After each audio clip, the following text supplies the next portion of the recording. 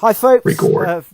For the first session of Traveller, Return to Earth. And with us we've got Alex, Marcus and Del. And they're going to start by explaining a little bit about their characters and how they came to meet. So Ivan, who's Alex's character, Gridenko? Okay, Yeah. brilliant. And he's just out of prison. Yeah, joined the army as a 18-year-old. Had a couple of terms. The son of a smuggling family. Didn't really want to get involved in that kind of lifestyle. Hence, joined the army. Came out not knowing what to do. A family friend gave him a job as a bouncer. But what he didn't know was that family friend took his place in the smuggling industry, and framed him as revenge for turning his back on his family, and got him sent to prison for a few years, whatever. So he joined the went to prison, did what he had to in prison, and got enlisted by the Mole Man as a heavy protection. Doesn't really like talking about his time in prison, even if he mentions it at all. Is a little bit embarrassed or ashamed of it. When he came out, needed something to do, went into protection, or aimed to go into protection, and that's where he is now, really. So he needed a job, and Del's character Hal has kind of offered him a role on the ship, but Hal, you decided to take him on because you kind of owe him a life debt, don't you? Yeah, a little bit of a life debt. Hal had entered the service at 18 years old. It was intellectual, but he went against the grain, and he had theories about these alien artifacts in museums here and there that he wanted to prove. He wanted to prove his own theories were viable as opposed to theirs. So he joins the Scouts, and then ends up just so he can be out of the further reaches and have access to some of these newfound artifacts that he may uncover to prove his theories. But while he's out there, his scout ship goes down, and this young military man happens to pull him out. And it was Ivan pulls him out and sends him to the back and rescue him. And he's in the infirmary for quite a while trying to get back. He enlists in his career like 3 times. There was a lady at the front that he had been teamed with by the name of Sarah, who he hasn't seen in a long time since Ivan rescued him. And he's been apart from her, and he goes back out there to scout again, and ends up going and running into an alien species, which is totally in reverse of what it defeats his theory. So he's trying to make heads or tails of this, and he ends up being contacted with by one of the senior. It's a senior official in government that finds out he was in contact with this alien race. And so he's sent out again and given a scout ship to go and learn more. And upon doing this, he finds out that he turns to Ivan because he owes him a life debt, and because he needs a little bit heavier muscle on the ride that he can't provide himself. So that's what he's doing right now. He also, like I said, his ship is named Sarah after his love interest, and he did make an enemy along the way, which we'll get into that as we play, I'm sure. Okay. So your scout ship's named Sarah, and every good ship needs a pilot, and Dak is the pilot. Now, Dak was also in the scout service, He's considerably older than the other two characters. Marcus, tell us a bit about Dak. Yeah, so Dak is from a high-tech planet, so relatively sort of familiar with a lot of technology. He went to university, but unfortunately he got in a bit of trouble, and so he had to leave. He dropped out. There seems to be a recurring problem in Dak's life. Really, he kind of gets into a bit of trouble. He's got away with it more than Ivan, though, I think. Yes. So he unfortunately had to pack his bags and leave. He wanted to join the Scouts originally, but unfortunately they wouldn't have him, possibly because of his rather sort of troubled career. But he was actually drafted into the Navy. They needed people, and so they drafted him. He didn't have a choice in it. But that's where he seemed to find his calling. His CO took an interest in his career, and he ultimately rose to the rank of sub-lieutenant. He's actually fought in several military engagements, some of which were quite famous as pilot. But unfortunately, just as he was about to sort of really get going on his career, it all came to a grinding halt. He was blamed for an accident that caused the death of several crew members. I can't tell a lie. He was guilty. It was his fault. And so he was unfortunately thrown out of the Navy without a pension. Then he wasn't quite sure what to do, but he thought, well, he'll go back to the Scouts again. So he tried to enroll this time, and this time he was successful. Had a bit more of experience behind him. And so let him go out. And he spent several years going from world to world, getting sort of things. And actually, that's when he found a new world that the Imperium took an interest in, and he sort of received a promotion as a result. But eventually, though, he was passed over for promotion, and he was mustered out of the Scouts. But he's had a pretty good career to date, and this is where he's sort of he's still got no real. While he's got some cash, he's got no actual wage coming in, no pension or anything like that. So he's got to make do somehow. Hence, he's doing piloting. Okay, so the three of you are currently on the scout ship Sarah, heading back towards Terra. Old Earth around the star Sol, and whether you're doing that because you're following up some obscure lead of Hal's, or whether you're doing it partly because there seems to be money to be made out of plying the trade routes around Sol, that's the direction that you've headed. But you've hit a snag. The closer you get to Sol, the more red flags you're tripping every time you enter a system. You keep finding that you're being queried by the local system defense force because your transponder and ship's identity is logged in their databases as a smuggler vessel.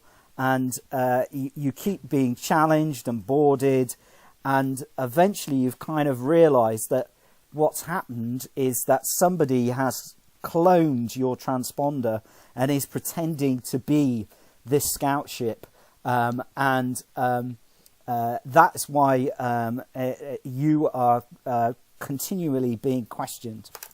And Hal has a few contacts from his days in the service, and they tell him that there is a place close to Sol called X Hub Alpha. That's X Hub Alpha, short for Exchange Hub Alpha, which is a trading centre just outside of the jurisdiction of Old Earth, where various grey goods can be traded, and there's money to be made. But more importantly, there is a person there who is an expert in transponder signals. And according to Hal's contacts, and I think also Ivan has helped considerably with this, because Ivan knows a few slightly dodgy people, shall we say. This guy can either fix your transponder problem by making it go away, or he caused it in the first place. It's one or the other. You're not entirely sure which. Probably both. Yeah. So you've basically set off the Barnard star, which is jump 2 from Earth, so quite close to the old homeworld of humanity. The setting for the game is Sol Space, which is a period of time where Earth is spreading its empire across the stars, and things are a lot less developed and still quite embryonic. So there isn't an Imperium as such yet, but there is a federation of colonies spread out from Earth, and Barnard Star is an important waypoint for trade between these colonies. So you've been in jump space for about a week, and you're about to emerge from jump space into orbit around Barnard Star, and this scout vessel has library files in the same way as all ships do. The speed of light can be sort of circumvented through travelling through jump space, but communications only travel at the speed of the ships that carry them. So what normally happens is when you come into a new system, your database is updated with local data, and that's compared with what's already in the ship's databanks, and the sort of best of the old and the new is what gets kept for the future. So you've got information about Barnard Star based on stuff you've exchanged with other worlds, data you've picked up elsewhere, and you don't have any up-to-date information about the place, but you do have what's in the record banks of the ship. So, is there anything you wish to do before you come out of jump space? I assume the ship is in working order. Yes, yeah. Apart from this transponder issue, the scout courier ships are built to last. They've got very thick hulls, and they've got multiple redundant systems.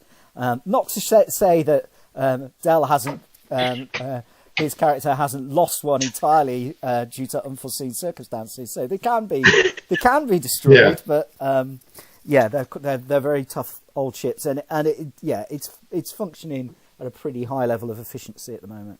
Okay. And our manoeuvring drive is okay as well. It looks as though it's ready to, just in case we have to make a quick getaway. Yes, absolutely. Okay. All right. I want to research as much as the new data that comes in about the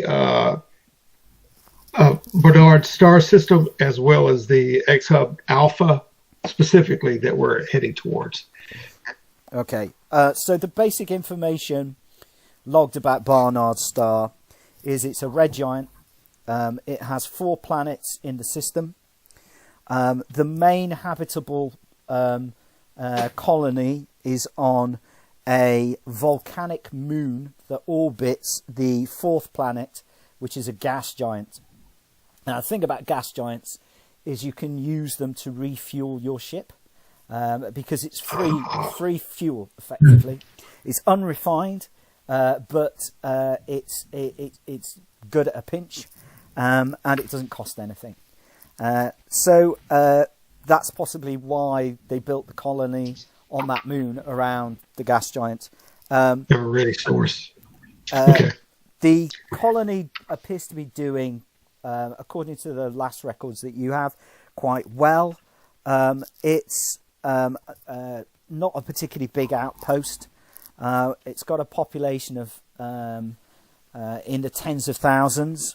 Its average technology level, average wealth level It's got various factions that are seeking to vie for power and control over its government. And it's noted in the database as having weak levels of law enforcement. So that means that Ivan can probably take his chainsword down planet-side without it being necessarily queried by the locals. A lot of systems with stronger law enforcement will require a weapon like that to be left on board ship. That's what you get from the ship system. You can make a roll to see if you can find out, dig around in the data, find out anything else more interesting. Okay, that was the system that we're entering. Do I have anything about the X-Hub Alpha? Is this that's not the colony, is it? Yeah, it's that's more like the colony. So that's a dome, a dome's colony on the planet surface. On the geodesic dome. Yeah. Okay. Yeah. Okay. Okay. All right. So have you got a computer skill, or do you want to make an intelligence test? Or electronics, if you've got it. I've got electronics of wood. I'm looking for computers. Yeah, just electronics of wood. Okay. This is going this is going to be pathetic, but my dice are on the table. So if you could roll for me, I'll go grab my dice. Okay. So, question mark about the about rolls. So, for instance, in terms of electronics, I've got sensors at 2, but it's showing electronics as 0 because obviously once you have to have electronics 1, and then when you get a second one, you specialize. That's right. But it's taken away the electronics 1. Right. Put it into sensors. Yeah. So does that mean I have electronics 0 or electronics 1? I think you have electronics 1 with a specialism of sensors. That's what I thought. Yeah.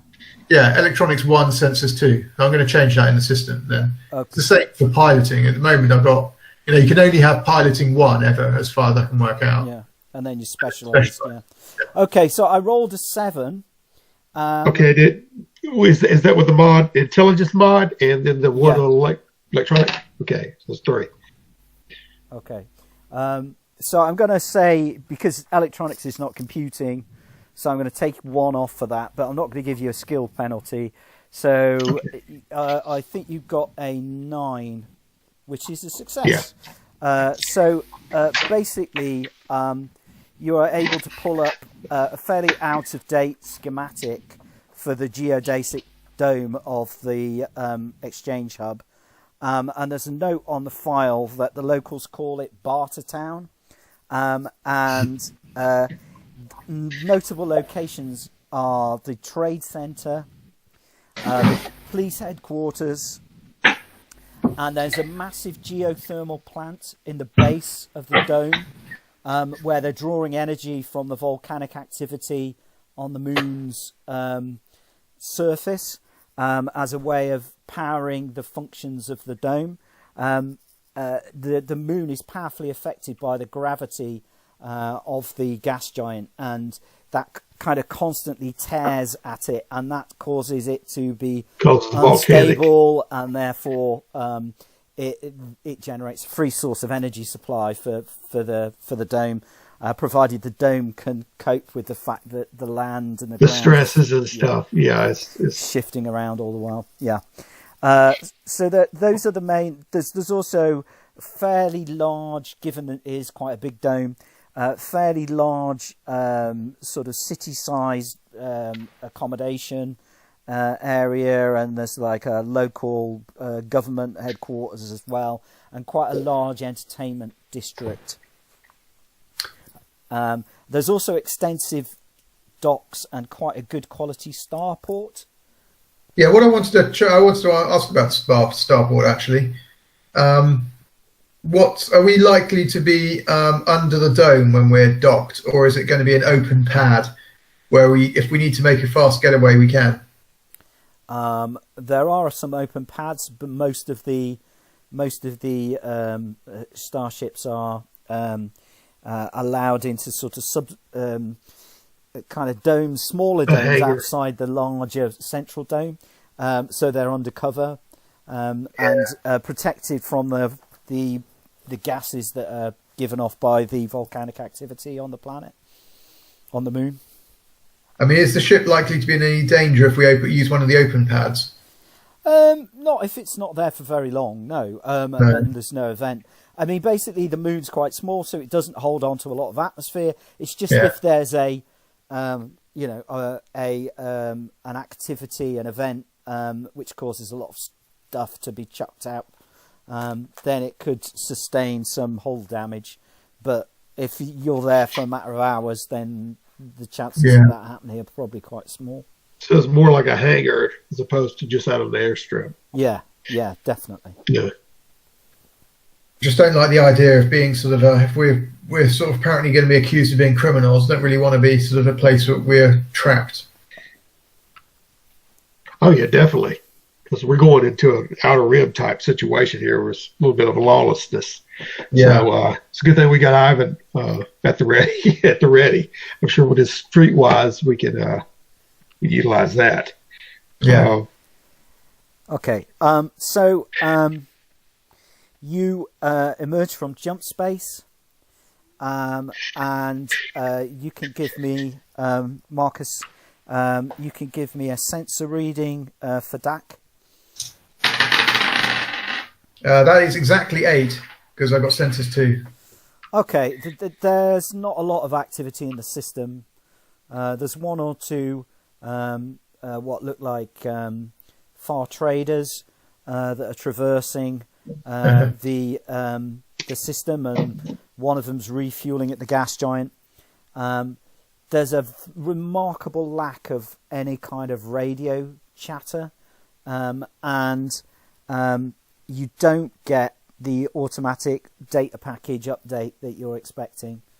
But there is a hail. There is a voice hail, which is very unusual, coming from the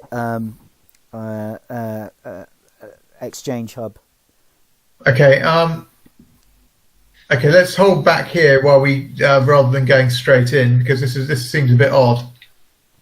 So I tell the captain. I said we're going to hold back here until we get to decode this message that's coming in. Agreed. Okay. So you're going to. So this is a coded message. Yeah? Okay. So the message seems to be set on repeat, and basically it's a voice message from traffic control at X Hub Alpha, saying that they currently have a system lockdown in progress, and that all vessels are to approach using manual settings only. There's no automated traffic control functioning at the present time. They're also travellers are warned that the normal exchange facilities aren't available, and there will be a slight delay before these are due to be reopened, and they apologise for any inconvenience. And then it starts to repeat. Okay.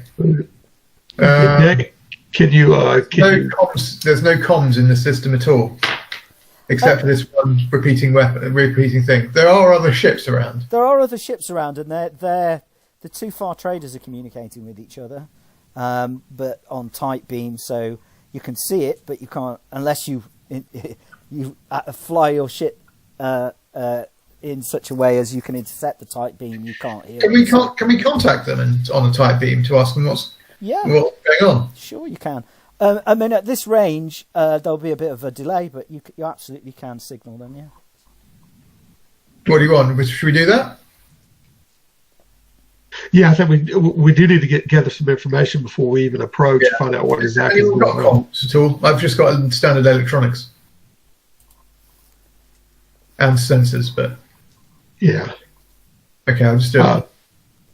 Is there any indicator? Can we see them visually as far as these ships within a range? No, I mean they're just going to be tiny against the gas giant, and okay. You've got to arrive at a fair distance away.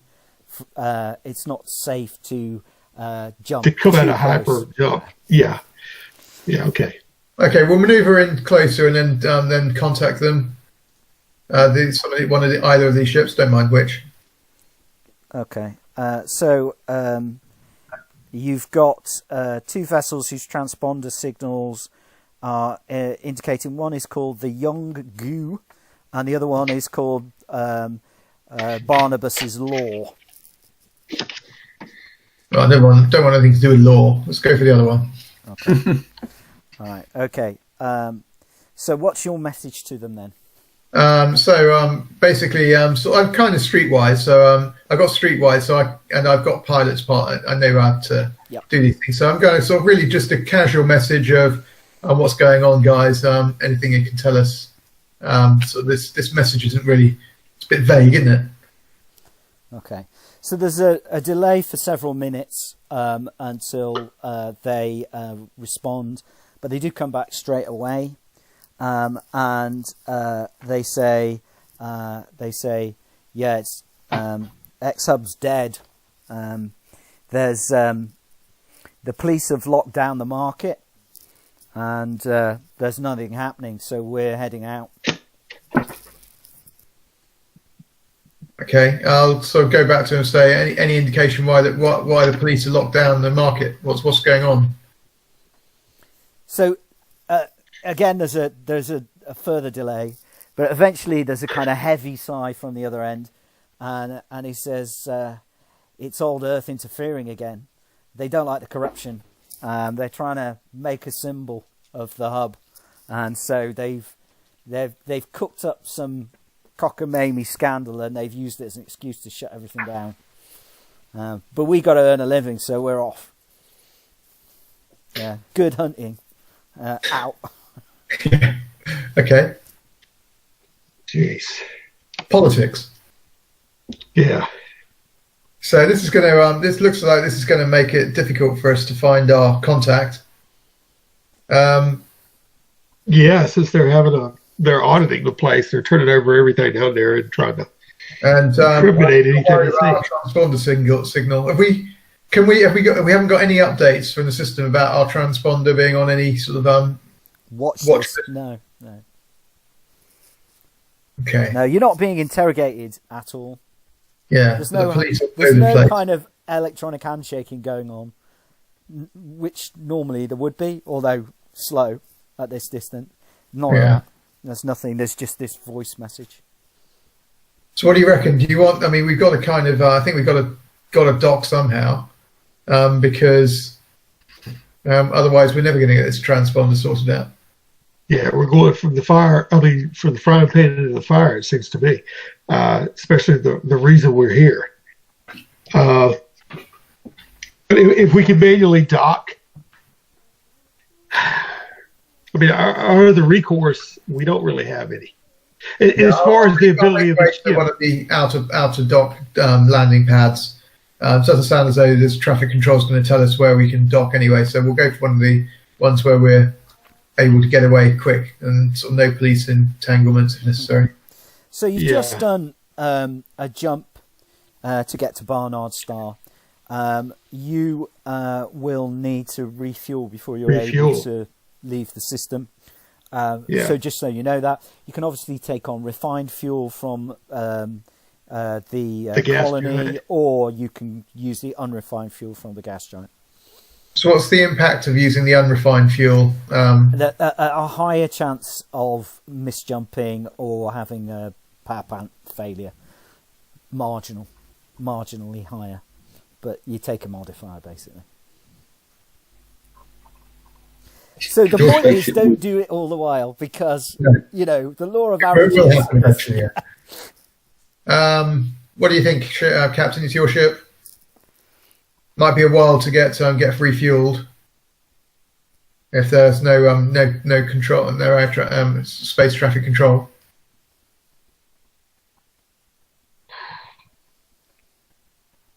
That is it's disconcerting to see that we walking right into the hornet's nest, as it was.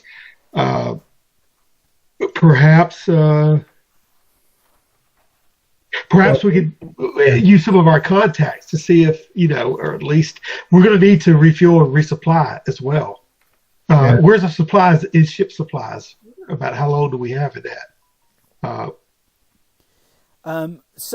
You've got ship supplies for at least a week. It took us a week to jump here, not to mention anywhere else we're going to go. And we're kind of got our back against the wall. So if they've shut down the market, do we know anybody in this area that we might know? Could be people. Here? Yeah, people in the inner colonies. Other than this trader, this rogue trader, though, you don't really know anyone in this system, and you only know of this guy through his reputation. Yeah. As long as we can have somebody to hook up with, we might have to take the chance and go ahead and land it. But we need to keep a very low profile. Okay. Well, we'll try. Well, hopefully they'll be able to refuel us. If they say the worst comes to the worst and we can't refuel down there, we can always take off and go to the gas giant. Yeah, it does mean that if we don't get any fuel, we're gonna stuck in this system until we refuel. So yeah, Dak reckons that if they're transmitting voice message only, they may not even be taking a record of who's landing and taking off at the moment if they've got no electronics functioning at all. That way we just have to keep a low profile because obviously they got their hands full and they got an agenda that they're trying to do. So maybe we could be lost, facing the crowd. I just don't want to, I want to steer clear of any kind of their business and approach our contacts directly. Okay. Well, I'm sure we can always find someone on the planet side who can arrange for us to be refueled, no questions asked. Well, I'm sure between you and Ivan, y'all have enough streetwise to be able to get us around out there. There'll be somebody trading somewhere. Yeah, there'll be somebody. Yeah, able to fuel us. Yeah, I'm sure there's a black market. All right. Yeah, but 100% agree. So, Yeah, 100% agree. Park outside on the air. As far as that's concerned, they consider the whole thing black market. So, Yeah, just the blacker market. Yeah. But we're going to need the vac suits to travel from the ship into the dome. Okay. Yeah. Or you take his shuttle. You take the ship's boat. But, it's such a short hop. Yeah. It's such a short hop. It's up to you. No, you're right. But we're going to have to refuel the ship, so we need to bring it down there too. So. Yeah, we're gonna have to. Let's go and land on one of the pads, and we'll. So you're going to land on an outside pad, yeah, rather than try and navigate through into the covered area. I think so. I mean, it's just easier. Well, they might just lock down the whole thing, and we'll be stuck here. So at least if we go for the outer pad, the worst comes to the worst, we can always go and refuel from the gas giant and get away. Okay, all right. Give us a sensor roll to locate a vacant outer. Oh, that's good. 13 landing slot. Yeah. Okay. So you've got one that is relatively close to the enclosed area, but with a good. It's not that close. Yeah.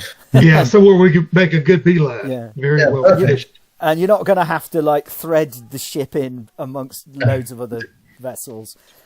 So you can have a bonus to your piloting roll to take it in.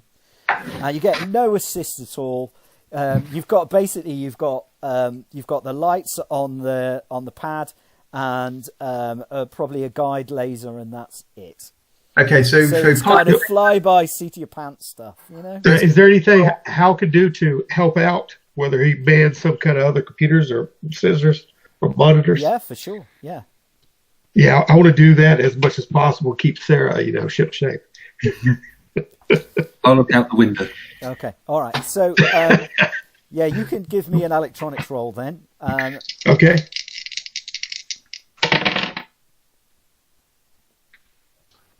That's 8. Okay, so that's with the 3.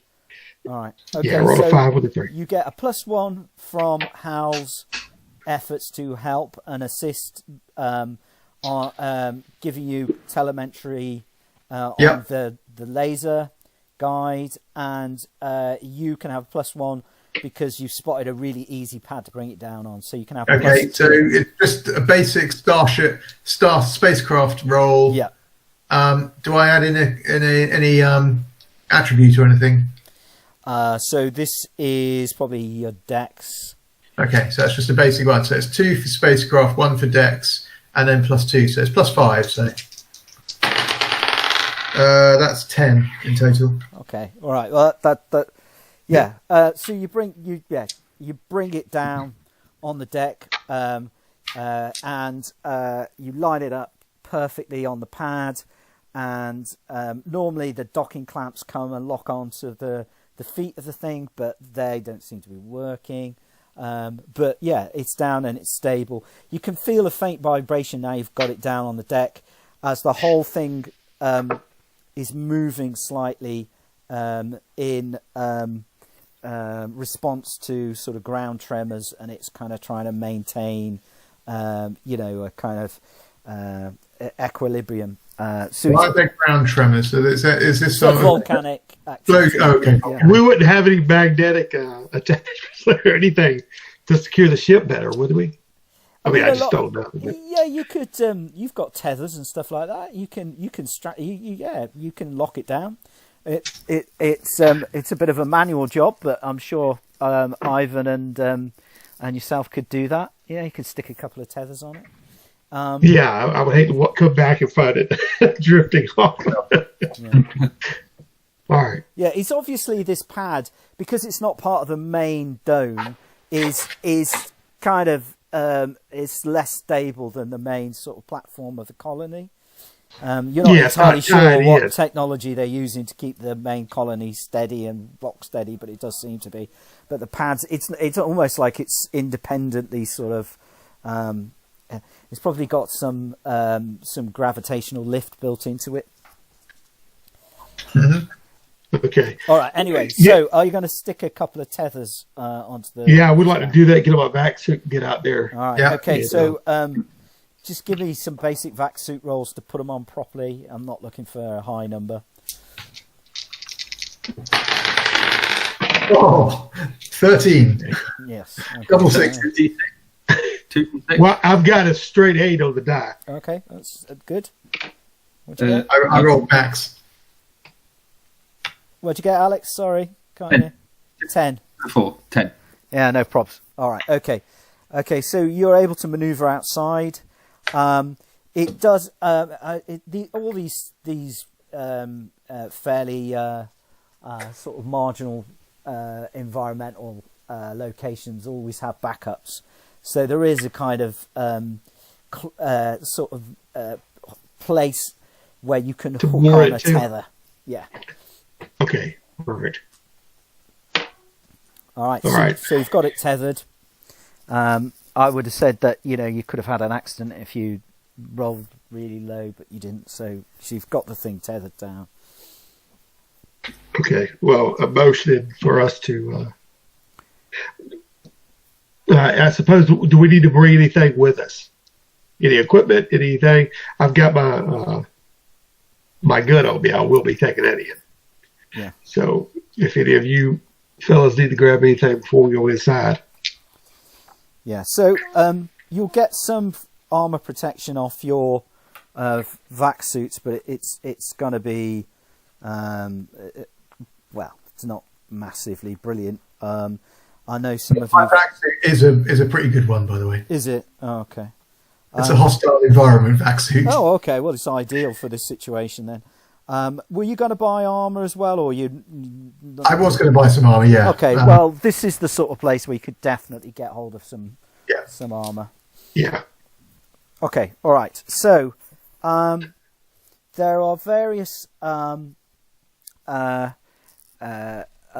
messages and kind of alert signs flashing on the corridor that leads away from the pad, and they basically are saying trade center temporarily closed by order of the ex-hub police, and they're saying, we apologise for the inconvenience. Customs is currently shut. And travellers are requested to wait patiently in the entertainment area until further notice. Okay. Now, you said I had downloaded the schematics to this dome. Yeah. Do I notice any other alternate entrances that?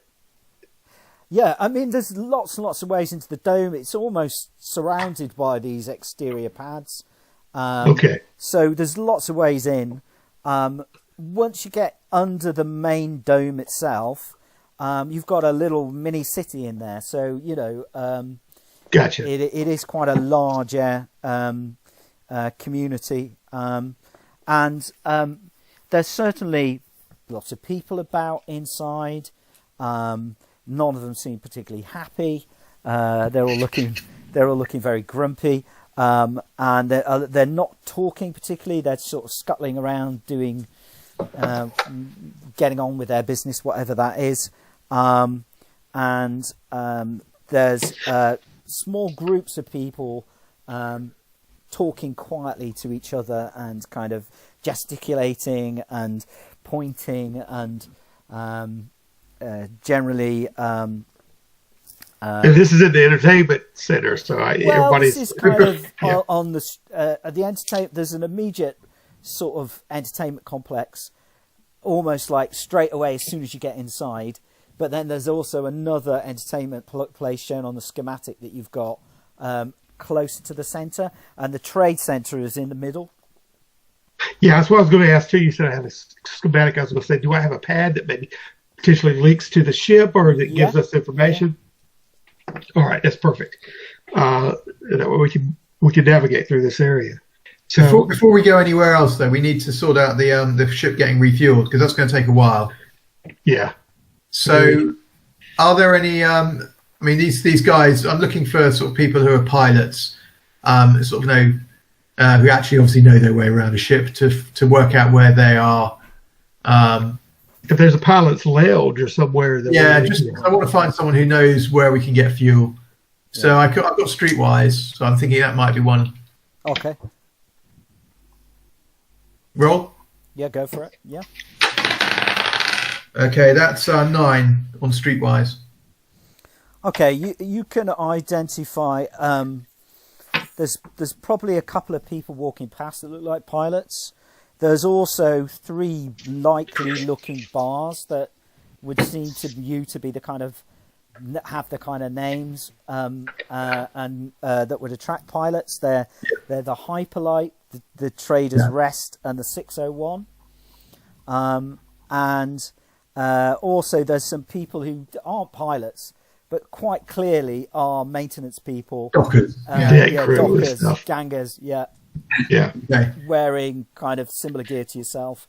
Only okay, their helmet's open, but they've got all the other hostile environment stuff. If we start with the pilots, because they're the ones who are likely to sort of to know what the situation is, the dockers might get a bit sort of I don't want to get. I want to know the lay of the land first before talking to the dockers. Okay. Yeah, Mark, while we're doing this, I'll be looking around seeing if anybody's paying unwelcome attention, should I say, sort of seems to be, Okay. So is anybody observing you in particular, sort of thing? All right. Yeah, cool. yeah. Just trying to do my job. All right. Have you got Streetwise or? Let's have a look. Yes, it's 0. All right. Okay. Give us a roll, and you can add intelligence or your inverse social standing if you've got a low social standing. I can't remember what it is. Very nice. And 0. I've got okay. Straight roll really, which is 9. Okay. There's a few people Got pointing at Hal. But it could be the truth. That's the truth is out there slogan he's got plastered all over his suit. But other than that, nobody's much taking any notice. Hal's more worried about maybe the police themselves that are going about. You know what I mean? There's no sign of any police. They're not. Okay. There's not a single law enforcement person. Yeah, I'm thinking they're probably in more of the area where businesses are or whatever, trying to shake down people. But okay. All right. So, are you just going to stop a couple of these pilots in the street, or are you going to walk into one of the bars where you think they are? I'll go into one of the bars, I think, probably. Get a drink and say, and sort of grab one of the pilots at the bar, sort of say, I've just spaced in. This system's although a complete mess. Doesn't look as though anyone's doing a day's work around here. But so you need fuel so I can get on with our life. Okay. Yeah. So you walk into the hyperlight, and there's a ship's crew in here. They've clearly been here several hours. They seem quite relaxed, if not drunk. There's what looks like a couple of brokers having an argument in the corner. It's getting quite heated. The barkeep is keeping up a constant supply of drinks and food, and generally the bar staff are very busy. And people seem quite eager to talk to you. In fact, they all look up when you come in, and it's like you're a welcome distraction, and you feel like they're titanically bored as much as anything. Boredom. Yeah. So, they'll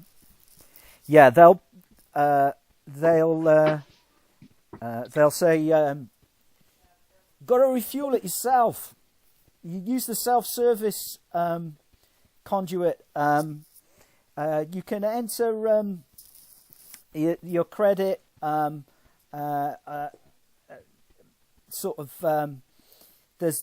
was one of them gangers was around a minute ago. What's he called again?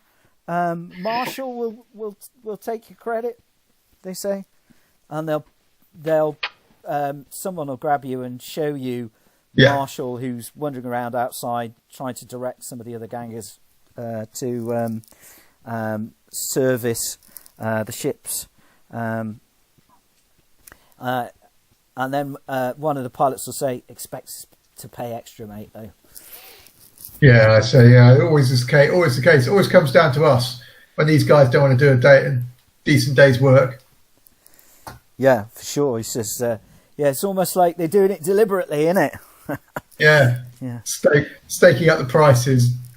Yeah. So I buy them a drink and thank you. Yeah, okay. Well, they're very happy for you to buy them a drink. I bet they are. So they basically they let slip a couple more facts over the course of the next 10 minutes, sipping their gargle blaster or whatever it is.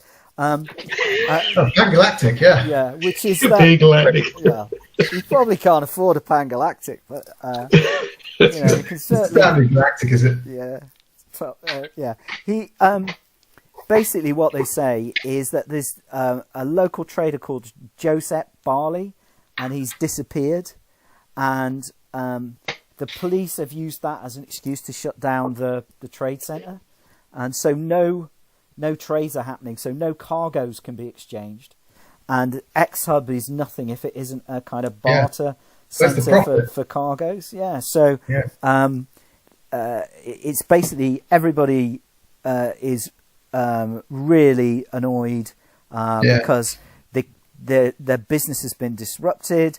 They're all paying docking fees. They're all losing money. Except for the bar. Well, that's funny actually, because funny enough, actually, I said to the pilots, nobody's asked us for a docking fee, so I have no intention of paying one until if they're not going to be doing any work for it. Yeah, he says. I said, what up for the system? Well, what against the system? He says, well, if nobody's asked you, mate, I won't pay. No, absolutely. Okay, and he says it'll all end in tears if they don't get the trade centre back online soon. Yeah, I said, I spoke to a couple of ships out there, and they're just not even bothering to dock. They just turned around and went away. Yeah. Says, don't blame them. He says, if we can't sell our cargo here, we're just going to refuel and head on to Seoul. Yeah, so we No point wasting unfortunately our have to meet someone, but I don't know if we're going to find him in this place. Total chaos.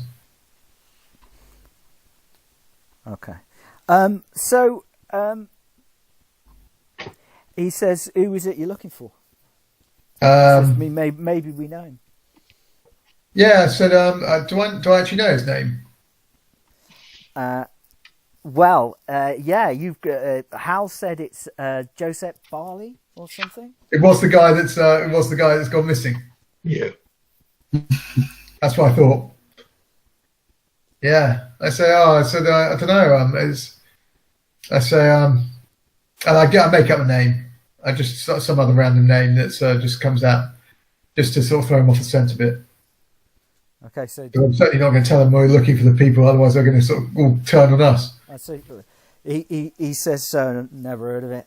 Never heard of him, mate. No. He says, maybe. Problem is, without the library, to sort it out, and we'll looking like needle in a haystack. Yeah. Well, you could always go to the police headquarters and ask them. They're trying to manually deal with a lot of these issues now. They've shut the market, and then they've also shut the local infosphere as well. So. I say to him, "You must be joking. I do have a career, He says, "Oh yeah, fair enough." So anyway, so I'll leave it there, and I'll go back and meet the other guys and say, "Looks like we've got to speak to Marshall," and I'll point him over to get us.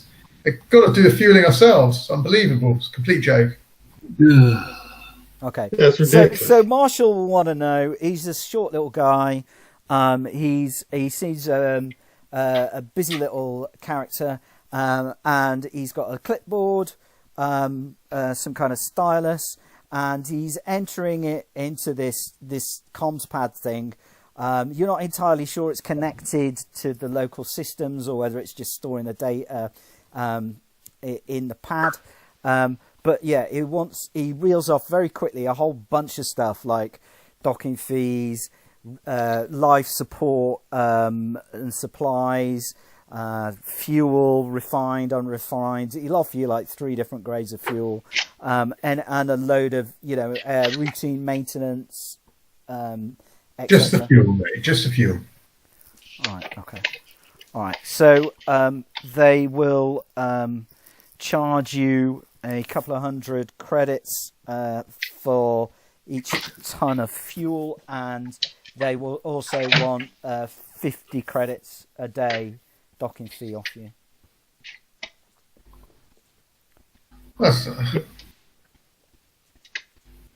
yeah. Okay. Bloody docking fee. I sort of look at him and say, "Be nice to know what we're docking fees paying for." But hey ho. So how are we actually tracking money on this, by the way? Well, you've all got individual money on your sheet.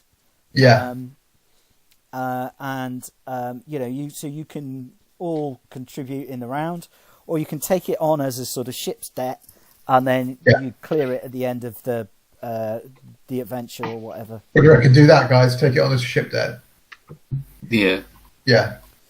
Okay. So, are you going? So, have you got a list, Mark? You can track it for us. Yeah, I can definitely track that. So, I'm going to assume that you'll pay 2 days unless you tell me otherwise. So, I'm going to mark you down for 300 credits. You get the impression that the normal fee is probably higher than this, but they've pushed their prices right down. Okay, that's all right. I feel less bad about it now. But yeah, and he says, do I get the feeling that the money's going into his back pocket? Yeah. Well, he seems quite harassed. He's really pushing the routine maintenance and the life support refit and all this stuff. Yeah, it's the guy having none of it, I expect. It's the guy who comes up to the traffic lights and go, "Windscreen wash, sir," as he's halfway across with shabby leather. Yeah, he's definitely making all the money on the extra services and not the basics. Yeah. Okay, we're not doing anyway. Okay, all right. So I'll tell the others about the fact that Joseph, what's his name? Obviously, when we've moved away, Joseph Barlow's. He's obviously at the centre of this. The police are sort of they arrested him, or he's gone missing. He's gone missing. Yeah. Yeah, He's gone missing. Yeah, He's gone missing, and the police are looking for him, and they've used this as an excuse to lock down the whole area. So we've come all this way for nothing. So I think announcing that we're looking for him is probably not the best thing to do. Yeah, of course not. They're on the lookout for him, but I wonder if we could, get any information from them as far as what they found so far, where they're searching, or it may not be. Maybe he's hiding somewhere here. Or unless we just find someone. Ivan, you must know some dodgy people. You don't wish to cast aspersions, but you must know who to look for to find out who knows where he might be around here. Maybe. Without any police involvement. Yeah, so obviously he's got to live somewhere. So there'll be records of where he's living unless he's using an assumed name. I was more thinking of there must be a contact who knows where he's likely to be. He's not going to be where he lives. If he is trading at all legitimately, there'll be records of his business in somewhere. It doesn't appear all the electronics and systems have been shut down. Otherwise, the place couldn't function at all. It just appears that they've switched off the ones that are to do with trading in particular. Yeah. Well, if they're after him, he's involved in black market. He's probably got a storefront operation and an alias. We don't even know if Joseph is his real name. What's the guy we got this information from? How much do we trust him? I mean, who was it exactly? Oh no, it was the local pilots. I was just asking him what was going on, and they dropped this guy's name into the conversation just like that. You mean originally. Yeah. So it was one of your allies. So you do trust that information? Okay. That is his correct name. Okay. All right. Or at least that's the alias that he's most. That we can contact him through. Yeah. Yeah. All right. But yeah, I agree. And guys, let's see if we. He's obviously in hiding somewhere around here because they've shut everything down, and they would be monitoring if he left. So there must be some underworld or something, underworld contact that we can find who will know where to find him. Exactly, and I didn't follow you into the pilots did because I didn't want to upset your presence on that. So I'll kind of stay reserved in the back if y'all can find out what you can. Myself, I could probably do some research locally in files that are here on base and find out if there's any information about him through business transactions or otherwise. Ivan, you must. Can you find a contact here that you know? Yeah. You've got you know how these places work. Yeah. Would I know anybody an area that people hang out in? And I mean, yeah, you could probably pick some likely looking bars that are frequented by some of the black marketeers. You could probably find some people to talk to fairly quickly. It really just depends on how legit some of his activities are, or if he's entirely underground. But if the police are on his tail, he'll be a lot less, his associates may be a lot less likely to want to talk to. Yeah, he's going to be turtled up. Yeah, we could offer, if the police are after him, we could offer to get him off planet. Yes, in exchange for sorting our ship out. Okay, all right. So yeah, I believe that's the way to go. All right, so I think then that Dak and Ivan need to try and spot a likely place to start asking some questions. Well, maybe a merchant's area. I don't know. Yeah. It might be too. You both make streetwise rolls, please. No, What'd you get? I got 5. You got 5 as well. All right. I got 7, but it's still a fail. Okay. So you look around. You ask a few questions of some of the merchants, and you seem to have picked up a tale.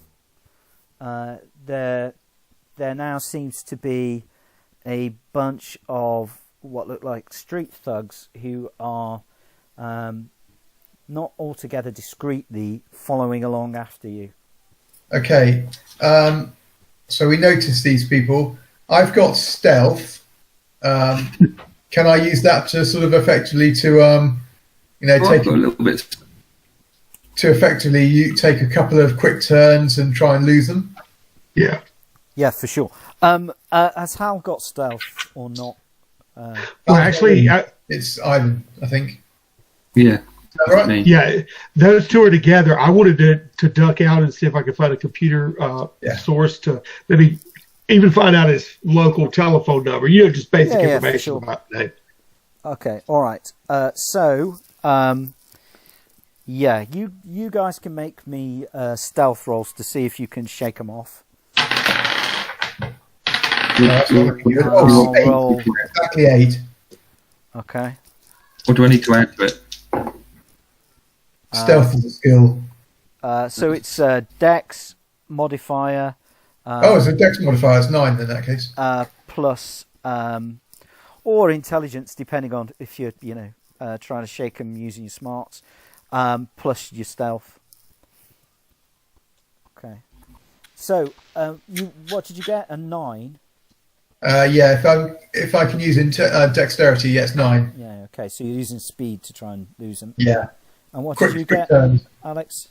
I got 8. 8. All right. Okay, Alex, you've not managed to shake yours. And Dak, you managed to get away, but you've lost Alex. You're in some sort of little maze of back streets that you don't particularly recognise, although you can orient yourself from looking at the dome overhead and working out roughly where you are. Because you've got astrogation and you can see where the gas giant is. Yeah. The dome is sort of semi-transparent. I've got navigation as well, actually. Yeah, exactly. So, however, Alec, a couple of them have caught up with you and they are going to lay hands on you or attempt to lay hands on you and say, what are you looking for Joseph? What's it to you where he is? I want you to make me... what's your dex? Me? Yeah. 11. 11. All right, you're going to go... These guys are not that fast, so you'll go before them. So they're going to try and lay hands on you, and they obviously look like they're getting out knuckle dusters and stuff like that, and they do look like they intend to mean you damage. There's no sign of any police or law enforcement or anything like that, but they are going to go to hit you. What are you doing? So you've got the drop on them at the moment. Can I pull out one of my pistols and stick it in their face? Just as a deterrent? Okay, so you're going to wave a pistol at them. Yeah. And are you going to use a skill to try and deter them? What are you saying to them? How are you acting? I'd say, come on, guys. We're not causing you any trouble. All right. Gives a social standing roll. Would that be with the my mighty 3? My social standing. Yeah, what is that? Yeah, but you will get the benefit of the inverse, -1. The inverse modifier. So it is actually going to act as a positive modifier because they can see the prison tattoos and stuff like that. So. So you've got a characteristic of 3, yeah, for social standing. So you'll get a +1 positive bonus. Oh, All right. And this is the opposed roll. okay. What'd you get? With the +1, I got 6. All right. They got 8. So I guess they're going to punch you with the knuckle dusters then. Okay. They're going to roll to... Yeah, the first one goes to hit you. What arm are you wearing? I'm wearing got your vac suit on. What have you got underneath? It's what's it called? Just a cloth armor, whatever that was. It's, all right. Okay, so cloth armor. the +8 one. Okay. All right. So, so the first one rolls 5 points of damage. So, but I think that's basically absorbed by the armor. The second one misses you, swings wildly and misses you. So they haven't brought out weapons. They're just attacking you with knuckle dusters, basically. Very low tech. They're obviously. You get the feeling that maybe they're deliberately not using energy weapons because it might attract attention. Yeah. Okay. Well, I'll just swing a punch at Okay. one. All right. Roll to hit.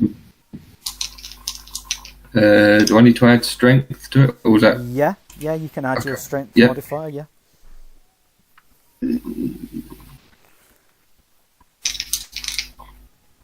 Have you got a melee skill? You can add that as well, obviously.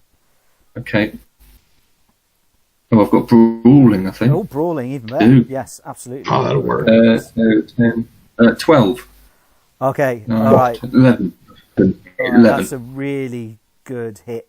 All right. So roll some damage. So you're just using your fists, are you? Yeah. All right. So I think you're not going to do massive amounts of damage just with your fist. You have your pistol out. Can't you pistol whip them? You can. You can pistol whip them for sure if you want to do that. So in that case, I'll let you do 2 dice of damage, and you can add your strength modifier to it. Snake eyes. Oh, no. So what's that in total? Is that like 5 points? Is it? It was Strength +3. modifier.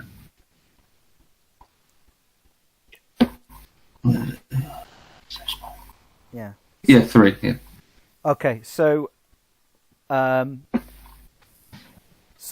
total damage you're doing is your strength modifier plus your 2, so that makes a total of 3. Is it 3? 3. Yeah. Okay, fine. All right. So yeah, you slug one of them with the gun.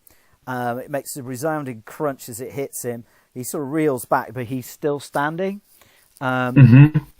Okay. And we're going to have another round, I think. So you're going to beat them. So that's there. So they're going to attack you. A miss. Yeah. And two more misses. So they're swinging wildly, not connecting with you. Marcus, your character can probably hear noise from the fight going on a few streets away from you. Okay, so I make my way back. Can I stealth up? I'll try to stealth. Make a stealth roll, yeah. Because I've got a body pistol. So I've got a body pistol and I've got a blade. So that's 8. So that's 9 plus Dex is 10. Oof. Okay, yeah, they definitely don't notice you sneaking up behind them. Okay. All right. So what are you going to do? Well, I guess am I able to act this turn or? Yeah, let's say you at the end of this round you can. Okay.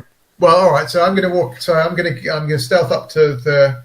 There's probably one at the back or something, covering him, and I'm going to sort of. I'm just going to basically hold the dagger to his ribs and say, "Why don't we all calm down and stop this?" effectively, or somebody's going to get hurt. Okay, so he kind of freezes in his ribs. Yeah, So he can feel it, and he freezes. The other one, though, will continue to fight.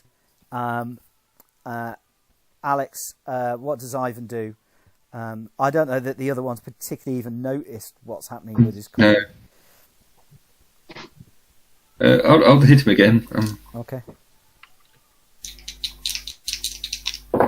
Oh, that's better. 10 plus. Okay, that's a good hit. 12.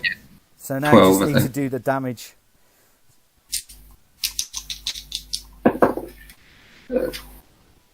8. 8 damage. All right, I'm going to say you knock him out. Okay, he goes down. Luckily for you, even though he can spread the damage, one of his characteristics was a little bit low, so he's unconscious. Right. Meanwhile, you find a computer system that Hal can use to try and pull up some address information for Joseph. Okay. So I need to make an electronics roll.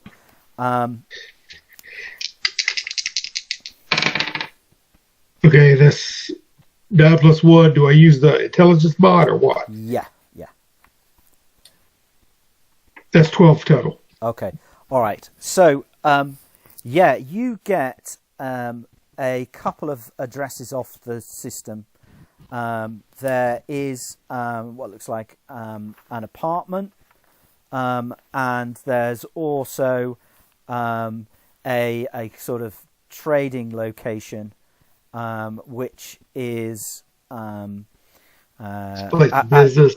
Not far from the trade center. These are obviously his. You're not entirely sure that the trade center location is where he conducts most of his business, but it's his kind of public front. With a roll that good, you think that that is what it looks like, a luxury apartment block where he has possibly been living recently. The other thing you notice is that there is a tracer on the system, and it would have kicked up some flags that would have alerted people to the fact that you searched for that information, but you made such a good roll that you circumvented those. So there is definitely something set up that if anybody looks for this information, it will get flagged. Okay, so if you maybe make a aware second that roll, you can maybe work out who it's being flagged to.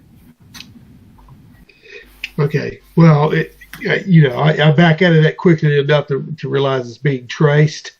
I don't. I'm gonna go ahead and try to make a second roll. Okay. All right, because I'll disconnect from that. Then I'm gonna think about it. How I'm gonna think about it, and then go ahead and try to locate it because something's up. Something's fishy. Okay. I roll a 12, but roll a 12 and plus 3 is 15. All right. Okay. So what you can see is that there is some kind of weird data symbol been attached to the file for the apartment, and that now you see the symbol, you can notice that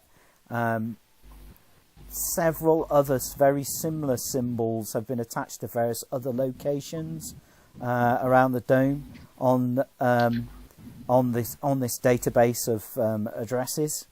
Okay. And the symbol is very, very inconspicuous and designed not to necessarily reveal itself, but you can now see, because you noticed the pattern once, you can see it's on various other laced throughout these certain areas. Yeah.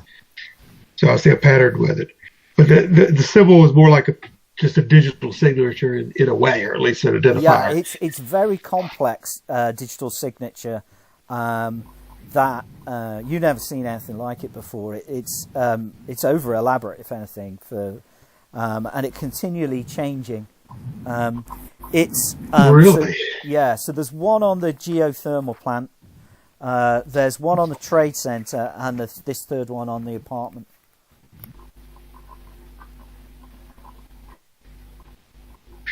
Okay. And you reckon now, that unless you absolutely lucked out when you hacked in the second time, and you got it exactly right, and if you hadn't have done that, you think you wouldn't have spotted anything at all. okay. So it was almost my luck that everything all the tumblers fell into place, and I unlocked that. Yeah, you just made a really good roll. So. Okay, but as far as the symbol, you said that digital code is constantly changing, but I recognize that it is. But there's nothing substantial that I can draw.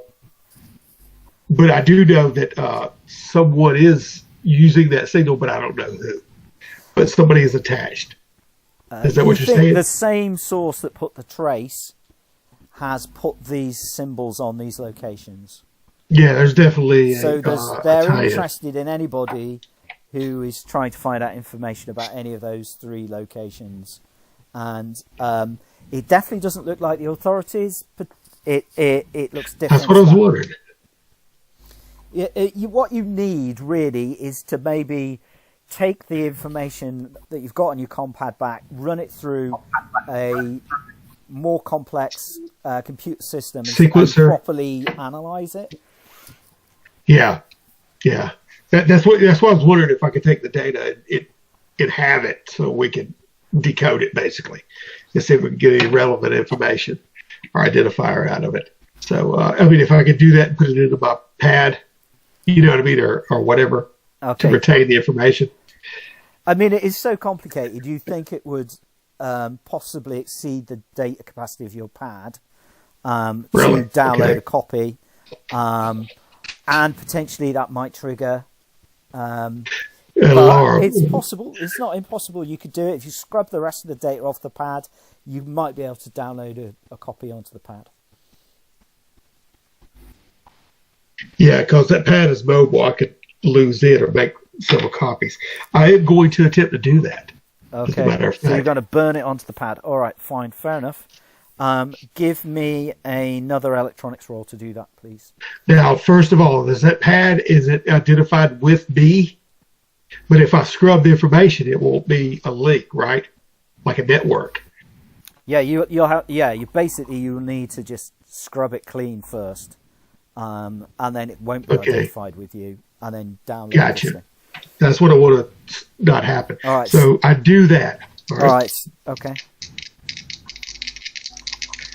Go. That's 8 plus 3. Okay, so 11. It's 11. All right, you reckon you've got a partial copy on the pad. You don't think you got the whole thing. And it's certainly, the one you've got is more like a static snapshot of the symbol. You can see, looking at the live data, it's already changed. But you've got like a snapshot of what it did look like at that moment in time. So it's probably enough to analyze it, but it's not the actual thing itself. Gotcha. All right, one aspect of it, basically. So that's good.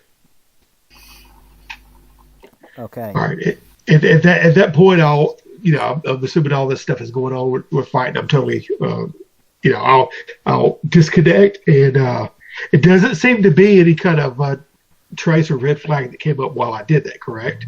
Luckily for you, you made such a good initial roll that the tracer that was on it doesn't seem to notice that you've hacked into it. So, okay. No. So that's the moment. You think you've clear. You think you're in the clear at the moment.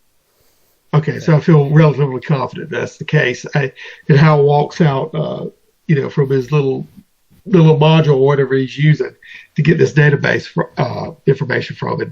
And I go out into the street, and I know that they had went off to, I'm assuming, to a certain area to look for. I'm assuming the three of you've got little com dots, so you can communicate with each other.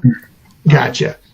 that's when I go to pull them up and see where they are located. All right. All We'll right. flick back to those guys then. All right. So when we left Dak, you've got one of them immobilized, and you just knocked out the other guy. And then Hal comes on the communicator, and he's asking you where you are. So we got a bit of local trouble, which we're sorting now. Be right back with you. Okay. Understand. Be wary. It seems like this runs a little bit deeper than we thought. Over now. I say to the guy, I've got the knife. So now let's, looks like it's just you and us then. Now, I say to him. I'll crack my knuckles. Okay. So I say, so why are you, why did you follow us again? He says, I heard you asking questions about Joseph. Yeah, we're looking for him. Gather we're not the only ones. Yeah. But we're the sort of people who he might want to be found by. Yeah, and it ain't you. So he wants to be found by the police then, does he? He says, look, we want to do right by him. He's our associate, and we don't want off-worlders interfering. Yeah, it sounds as though he wants to. He's looking for a place. He'll be looking to get off planet, won't he? Which we can help with. Got a ship being refueled. He says, you seem to know a lot about him. Do you know where he is then? No, that's where I was hoping you could help. He said, well, the police have got everywhere locked down so tight we can't move around enough to be able to put our fingers but I on bet you know where he is though, where he's holed up. They say, well, let's see. Do they actually know? They might have a clue. Right. They say, well, I can tell you where he isn't, and that's anywhere near the trade centre. He's not that stupid. No. But I think we could all have guessed that. Mm. Why didn't you tell me something useful? He says, well, he used to do some of his more illegal activities down in the geothermal tunnels under the dome. There's less cameras down there, and the police never go there. So that's more like it. I said, now, if you do by any chance run into him, I said, then before we do, then tell him that we're looking for him, and we can probably help him out. This is obviously as a favour we've got to ask him, but I'm sure we can come to an agreement. He says, so you're going to let me go then? Oh yeah, I'm not going to sort of. I don't want to be sort of getting any local trouble here. And your mate over there, he needs to be sort of. He looks as though he needs some water. He'll be all right. All right. So he'll go over and help his colleague, or drag his colleague back to their feet and kind of drag him off, looking all the while back over his shoulder at you guys. Mm-hmm. And you see he's obviously talking into some kind of communication device that he's got as he moves a bit further away from you. Yeah. So I think we head back to where Hal is, to Hal, to give him this, or we agree to meet Hal on the way to where we need to go. If you pull me back up on the comm, we'll agree to meet. All right, so I assume you can meet back up. So what you going to do next? Okay, I want to get out of the immediate public eye.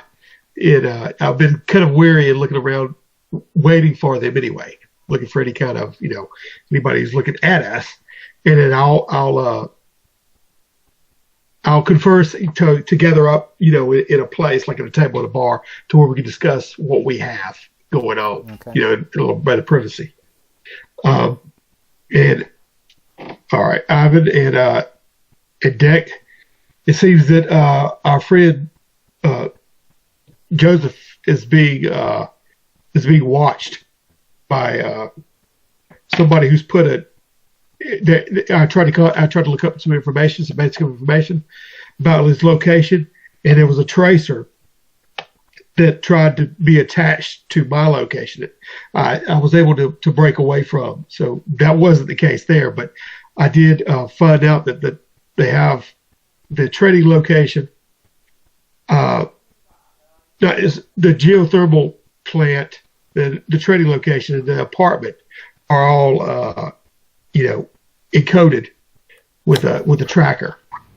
So they're looking at those areas specifically for what I believe, because the apartment Joseph lives in is in according to my schematics, in a luxury area of town, and it is that area where they've got this tracker, this data symbol attached, as well as a trading location, which I assume is where he has a storefront or where he works out of, and also there's a geothermal plant is where the third place they have it.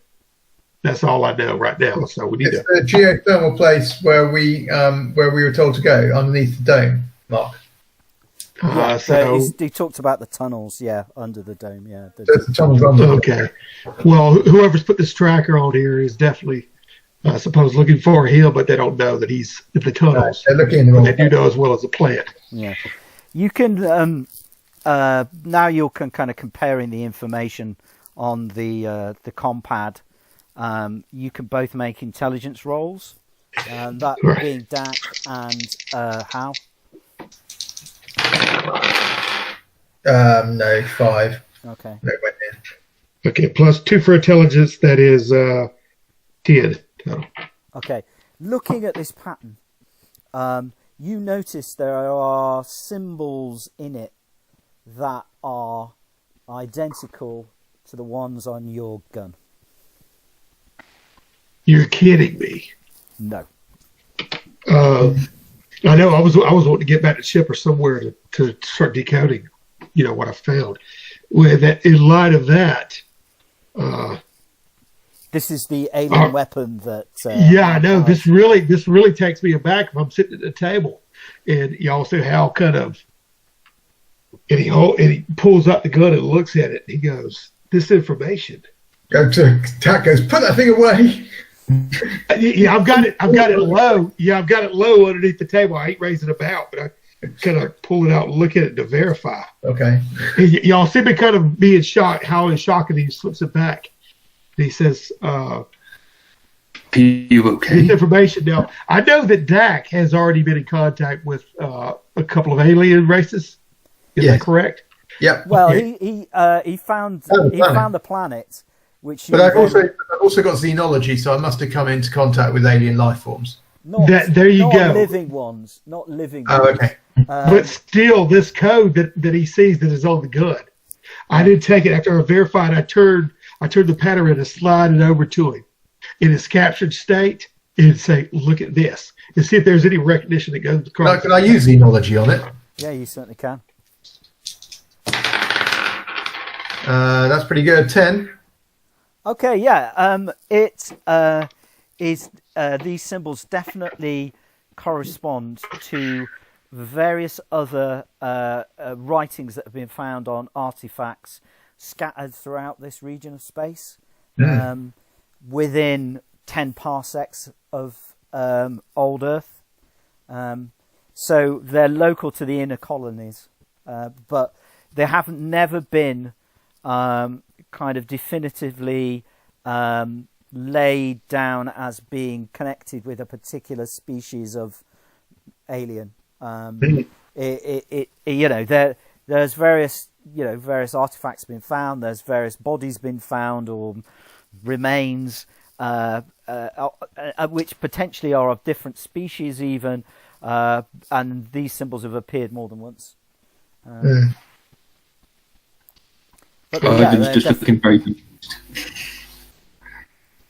Yeah, but I know we exchanged a knowing glance. In other words, that this could be of alien origin. These tracker units. So obviously, so he's being tracked by aliens. Yeah, obviously this goes a lot deeper than we ever expected. Yeah. No one local here, but we're dealing with some heavy stuff here, gentlemen. And I mean, what we need from Joseph, he's definitely, if they've got him in y'all updated me on the thugs, right? Of where your information came from. So Yeah. I mean, we've made contact, shall we say, with the local criminal underworld. okay. Now I am not quite close to the surface, but they're not exactly. Hal's definitely got an interest in pursuing this, and you can see he's a little bit excited. And say, I think we need to help Mr. Joseph. I think so. I've hinted that we can probably get him off world if he needs to. Yes, because I think that's. But I said obviously we'll need a favour from him, which is to sort us out. But so I think the next step is to sort of see if we can find him in these tunnels that they mentioned. Okay. Or at least find anyone down there who might know where he's gone. Okay. And these thugs and hoodlums, actually, there's people out wanting to protect him. So let's be wary of them. And I stand up. Hal's ready to kind of go toward the thermite dome, or that plant, and he's looking at the schematic on it, to determine where it is. Can I try and work out where these tunnels are? Using his schematic. Yeah, you can both. Got navigation. Yeah. Now I did wipe it clean. Oh yeah, you did. So you haven't got the map.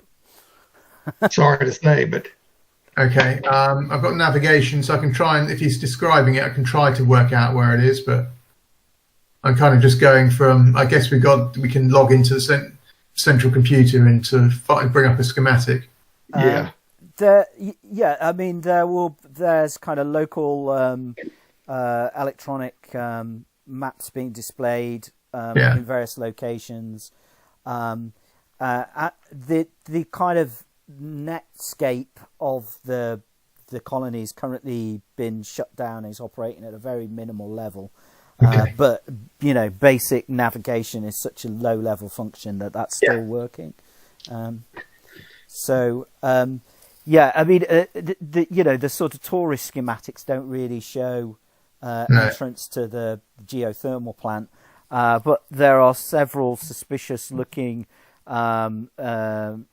maintenance tunnels that potentially are ways down, quite close to the centre, the trade centre. It's possible that the way that you don't really have a schematic of the under dome kind of layout, but it's possible that the dome itself kind of sort of tapers, and there's a sort of shaft that goes down that actually is bored into the planet, and that the underside of the dome is kind of then lifted clear of the planet so it can float free in the event of any kind of volcanic eruption. So that central shaft is at the centre of the dome, which is where the trade centre is. Around that area, under that area, there are these access tunnels that look like they could lead down into it, but they're not marked on the public maps, and they're just sort of identified as vague shapes. Yeah.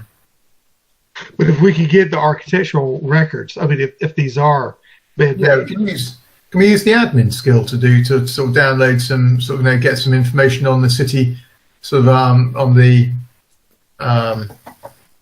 maintenance sort of areas and stuff? You can give it a go. Yeah, you can give it a go. Oh, 13 double sixes. There you go. There you go. All right. Basically, I know a lot about this. You managed to persuade the computer that you're interested in a contract to operate the maintenance machinery of the dome, and that you want to undercut the price that's been offered to the local government of the colony, and in exchange for you submitting a fake bid, for the work, you've managed to get access to the schematics. Okay. All right. Great. Yeah, so we'll download. I've got a laptop, so you can probably. I've got a portable laptop, so we can download those onto there. Yeah. That's not. Yeah, you figure that you probably alerted someone somewhere though that to your presence by entering this fake bid. So sooner or later somebody's going to come looking. But yeah, but they don't know. Hopefully, we'll be off minute by then. Okay, so there's 4 main shafts set a few hundred yards from the trade center in the middle of the dome, which lead down, and they're fairly large, so they can get heavy machinery up and down. But once you get below the kind of base level of the dome, there's then a whole bunch of sort of service tunnels and access tunnels that are a lot smaller. Yeah. Okay.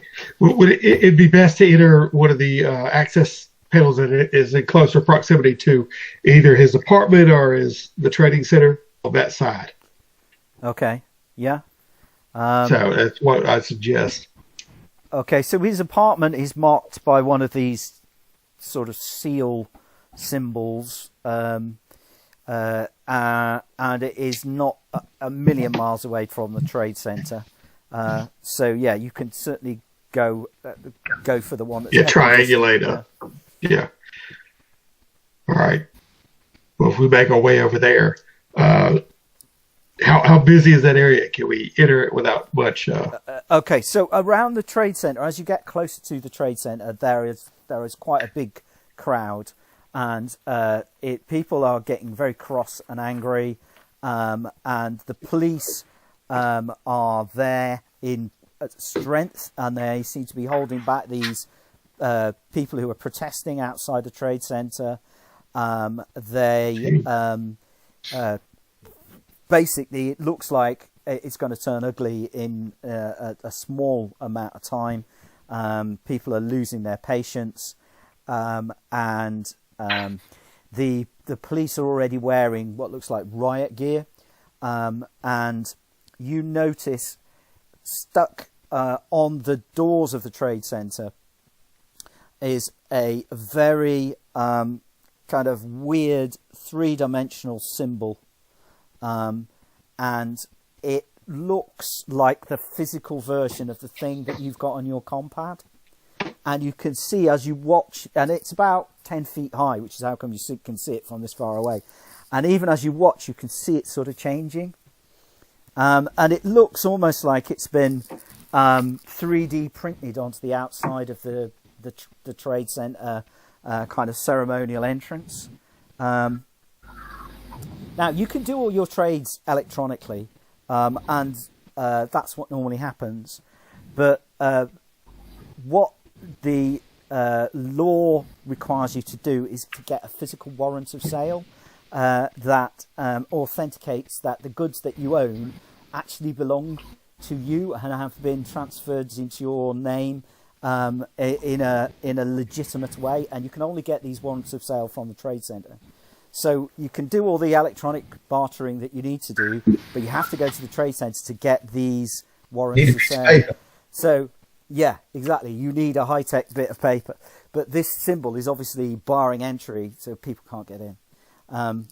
It doesn't look like a police thing. It looks far too high-tech almost for that.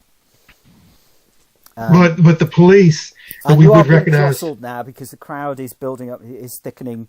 So you're going to have to go the long way round and kind of just sort of skirt the edge of this, rather than go directly across to where the access is near his apartment. Okay. How makes the time to point out that deck as far as the similarity on the door? I'm looking at the police officer. Are they legitimate police officers? Can I tell you kind of difference between them, or? Dak, if they're out with his admin skill, they look like local in-system law enforcement to you. Okay. Dak would know if they've got genuine, their insignia is legit. or just out in force in this area there where it's a low. Yeah, in fact, low Ivan level. would probably recognise them as genuine cops. Yeah. Okay.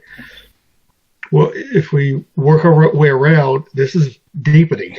So anyway, that's what I try to We don't do. need to go in the trade center itself anyway. We need to go under the dome into one of the maintenance trouble.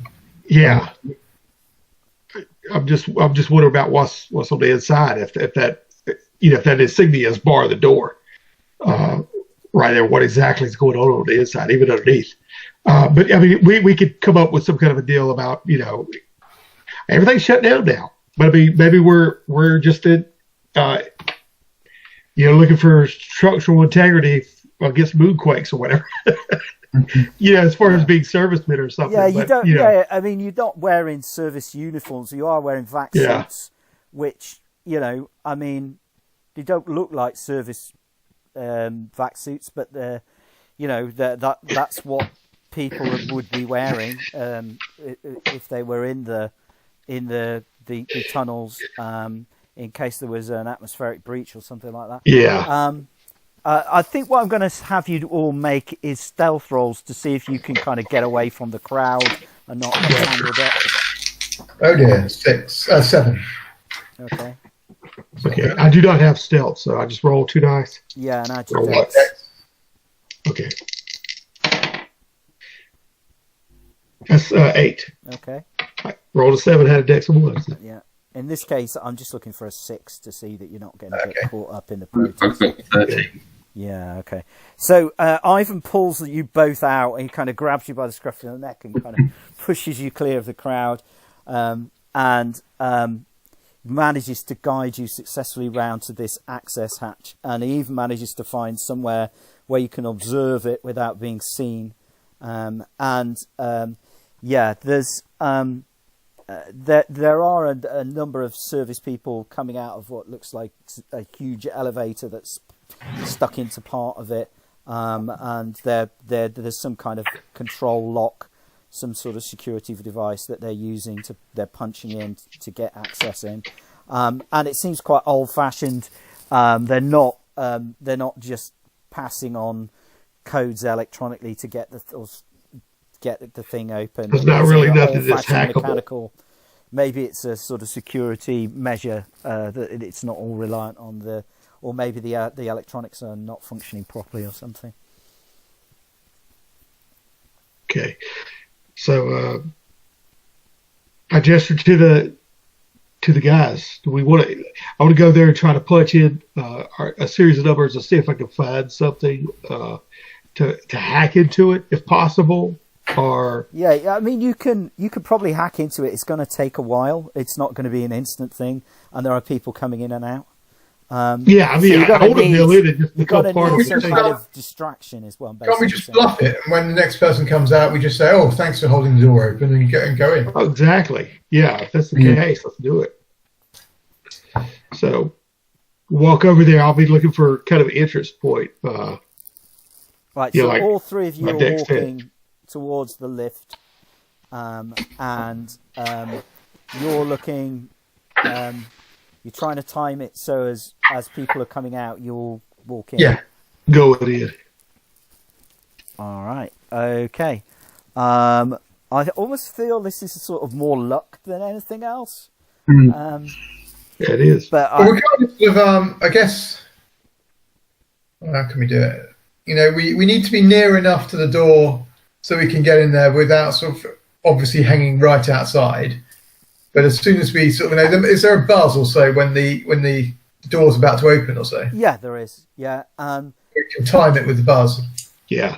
All right. So you set off, and I think I'm going to just make you make a straight another dex roll to just see if you could leap into the lift. The door's shut. And then you're on the right side of the doors.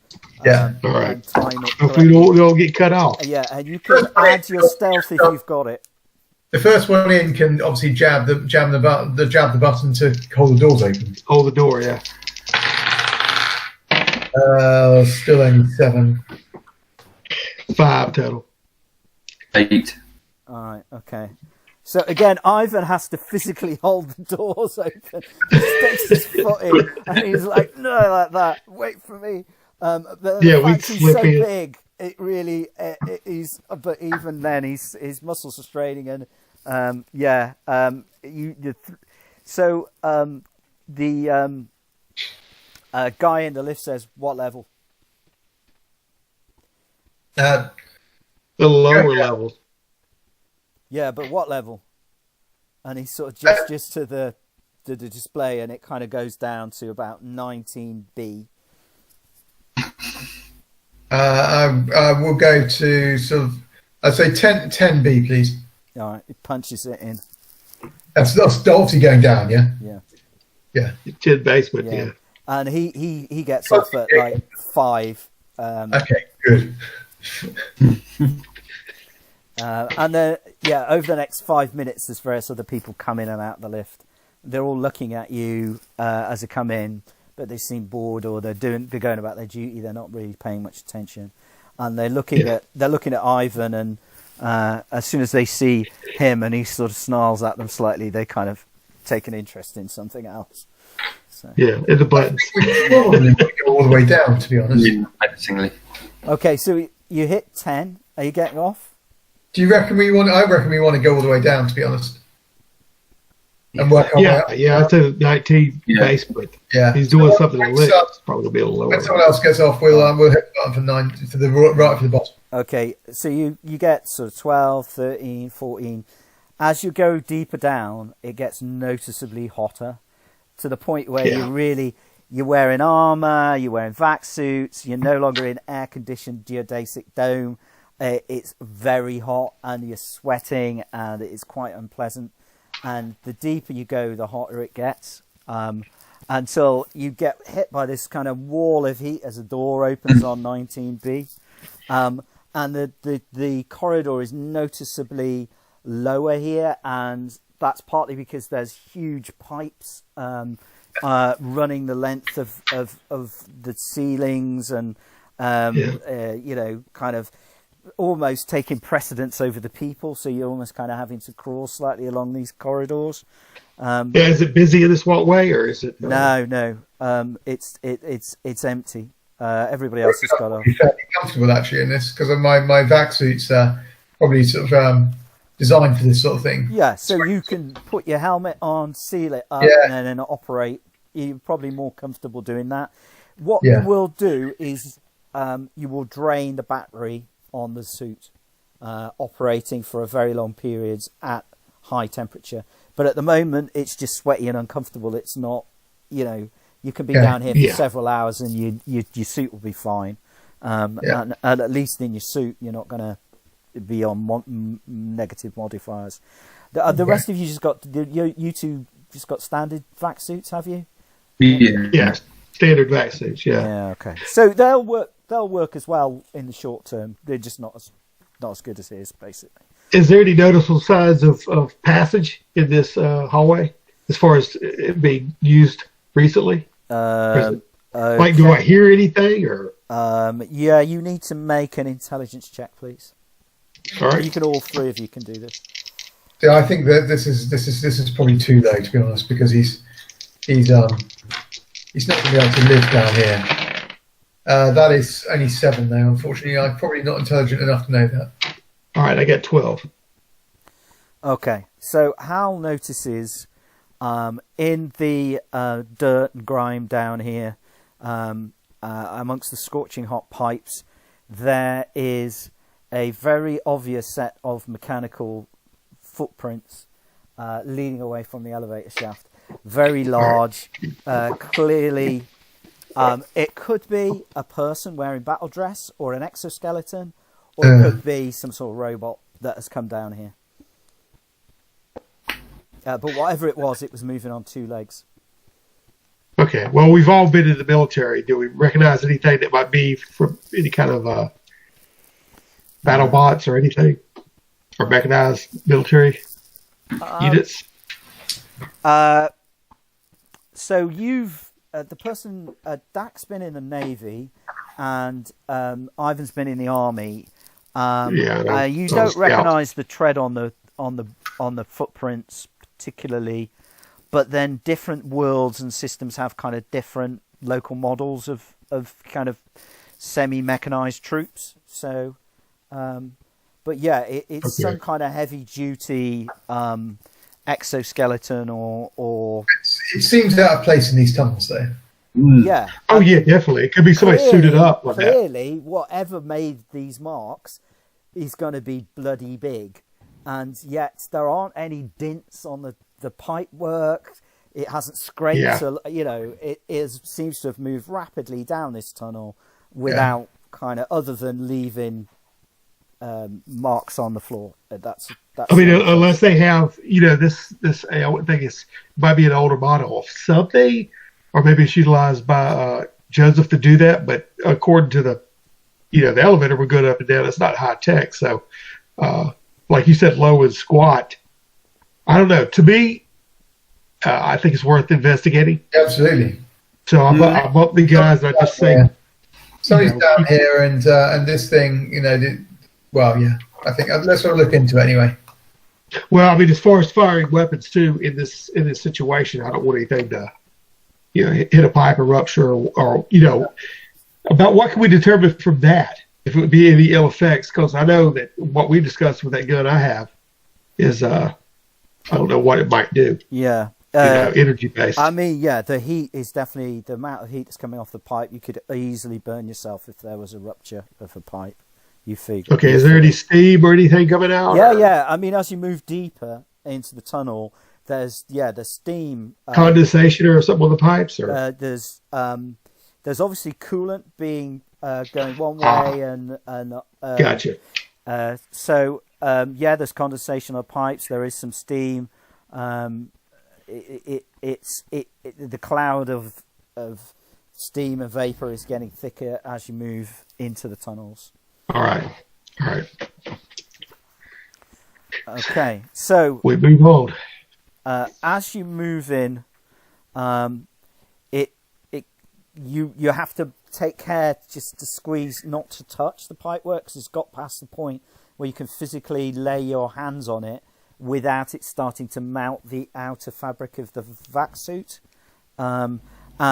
Whilst the only person who can probably safely touch it is Deck, because the environment suit is designed for high temperatures. But the rest of you are going to start to ablate the surface of the suit, so you've got to kind of squeeze in to make sure you don't touch things. You get a little bit lost, but eventually the way the tunnels all seem to go takes you into a more open area, some distance away from the shaft, which seems to be some kind of sort of central control plant for this level. And what you're looking at is there's a crane, there's a gantry, there's some control rooms set back under the gantry. As you approach, you get shot at. So I need to know your decks, please. Okay, when you say shot, do we hear a ring out of a traditional weapon? No, you do not. You hear an energy weapon discharge instead, okay. And you can see it as well. And it's coming from somewhere inside this control room complex. Okay. All right. So what are your decks? Is 9. My dex is 9. Okay. Mine is 10. 11. All right. That's nice and easy then. All right.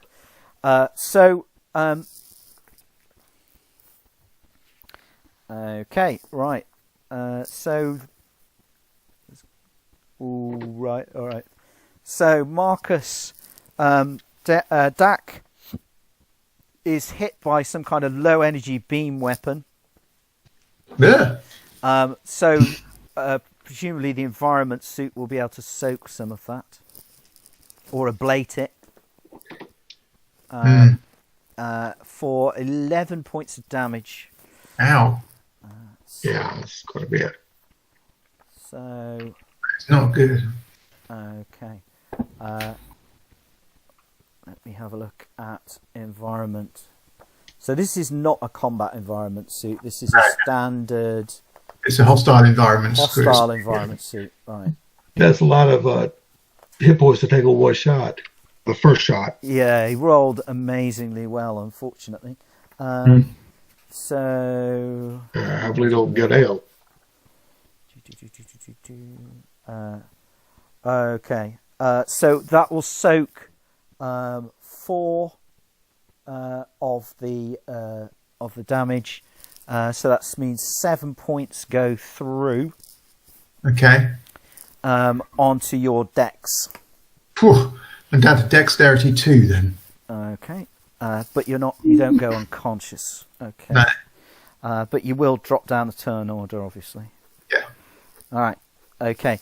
And that seemed to come from the base of the crane.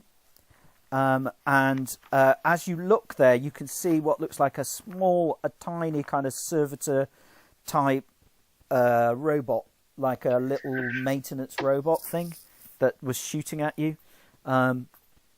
They don't normally have weapons. They normally just scuttle around the floor and kind of tidy up. Robots are not a big deal in these colony worlds. What people have found is that they don't survive well in the kind of the tough operating conditions. So there aren't a lot of these. It's cheaper to ship people out or uplifted animals or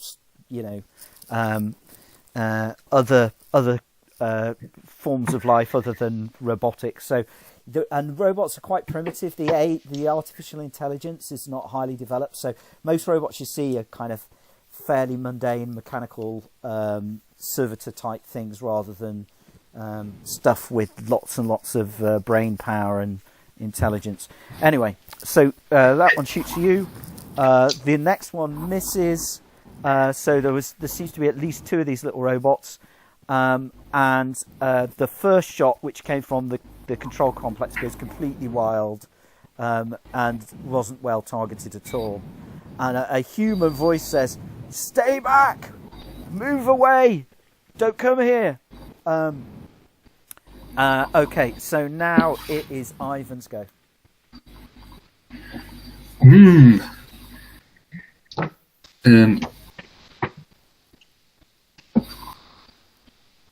So what you can see is you've got the 2 little robots at the base of the crane that you've got a line of sight and a clear shot at. Some things firing at you from inside the control rooms at the back. That doesn't necessarily have a proper line of sight or good accurate way of hitting you, which is why the shot seems to have gone wild. You've also got a gantry you can climb up. Or swing along.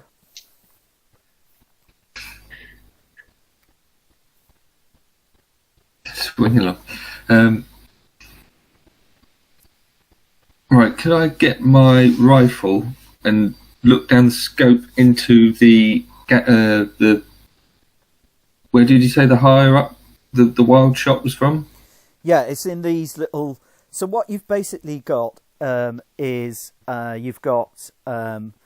Nearest to you is the crane, and then there's an overhead kind of lattice work that's not covered in.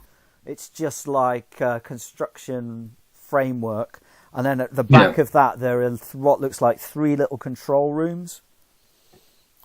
And so the shot came from the 3 control rooms at the back, easily 20, 30, 40, 50, 60 feet away.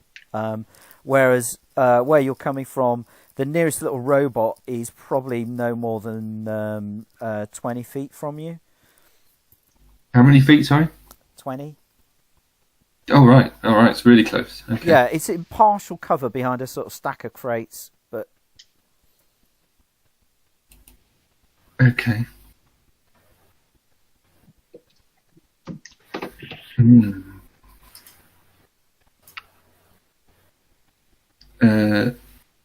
I'll shoot one of the robots with my revolver because I think the rifle will be too close. Right, okay. So the nearest one or the further one away? Nearest. Okay, all right. The one by the stack of crates, then. Okay. Yeah. Go for it. So, +3, 6, 7, 8, 9, 11, 12. Okay, you hit it. Even though it's in cover, that's a really good shot. So.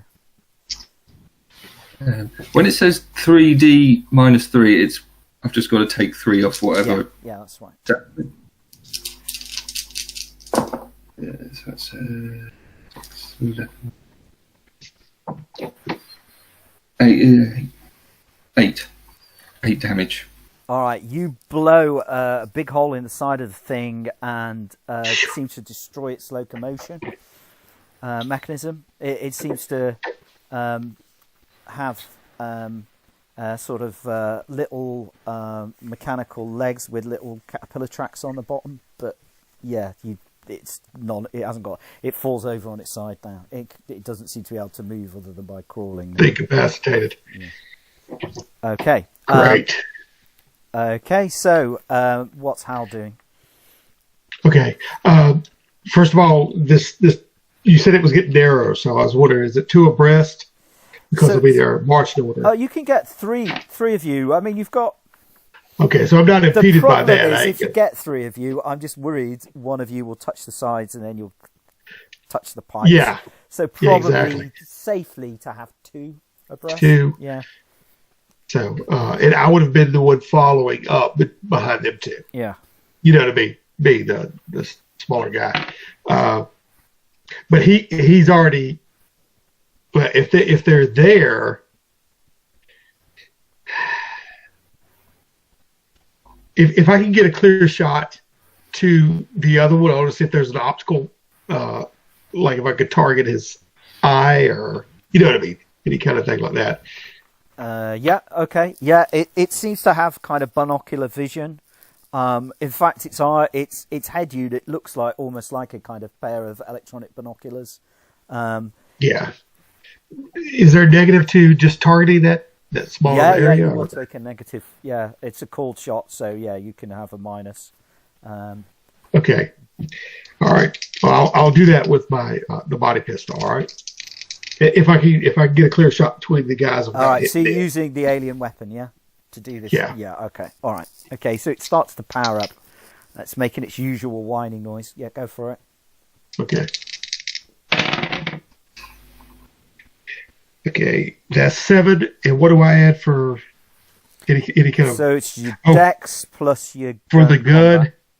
The gun is 1. Yeah. And the dex is 1. So it's 2 plus the 7. So it's 9. 9. Yeah. Okay. So you're going to hit it, but you're not going to hit its optics because you didn't. Okay. You didn't because of the minus, but you'll hit it in the body. Okay, gotcha. All right. Gotcha. Roll your damage. So All right. it's 4 dice. 4d6? Yeah. Okay. Yes. That's just what alien Yeah. lethal weapons do. That's 19. Okay, you just blow the whole thing. Good. Bits of shrapnel. Yeah, I was afraid of it. I didn't know it had 4d6. All right, that's great. Okay, so that's the it's now Marcus's character's turn. So Dak's been wounded. He's been shot by one of the little robots, and it's winged him badly, but he's still on his feet.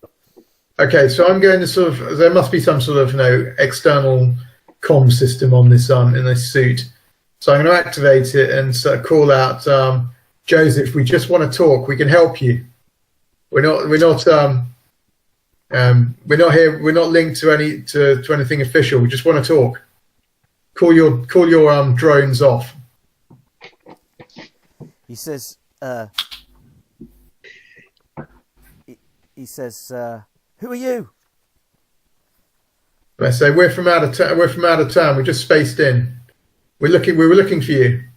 We think you can help us out.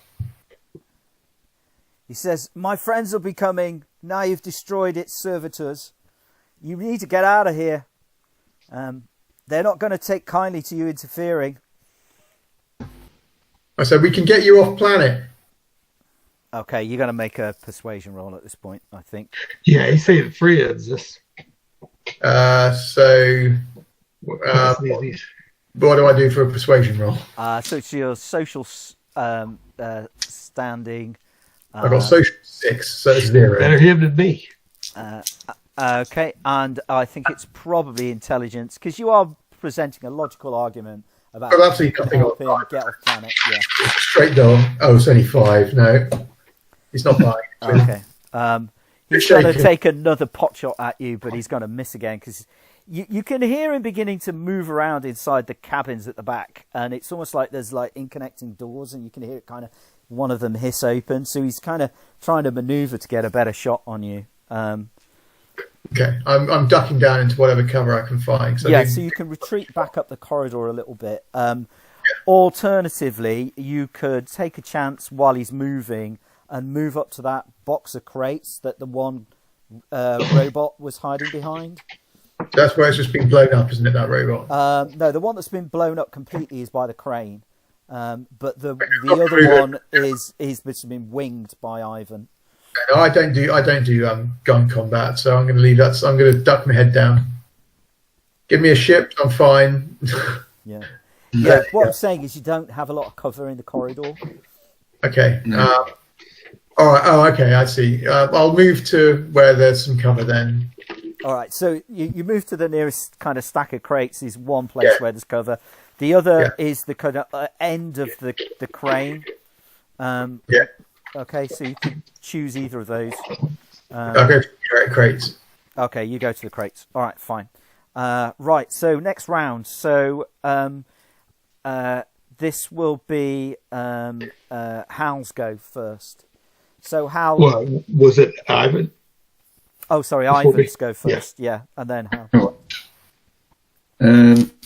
Right, so how many robots we got left?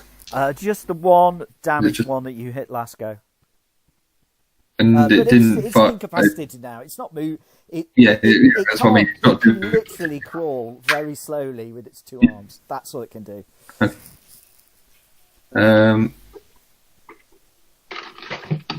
Is there any way?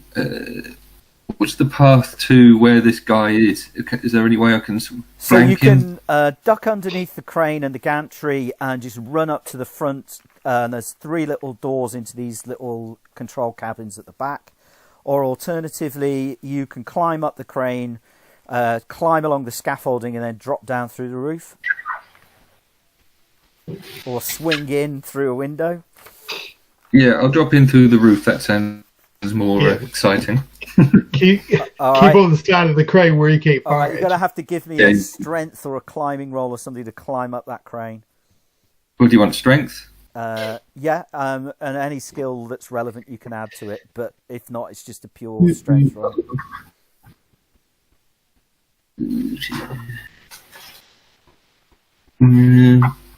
There's nothing really that's going to add anything. But so just There's strength plenty of foothold, so I'm going to give you a bonus. of what? Plus Got- 2. Oh, so that's 9 then. Yeah, total. so you climb up, you make your way along.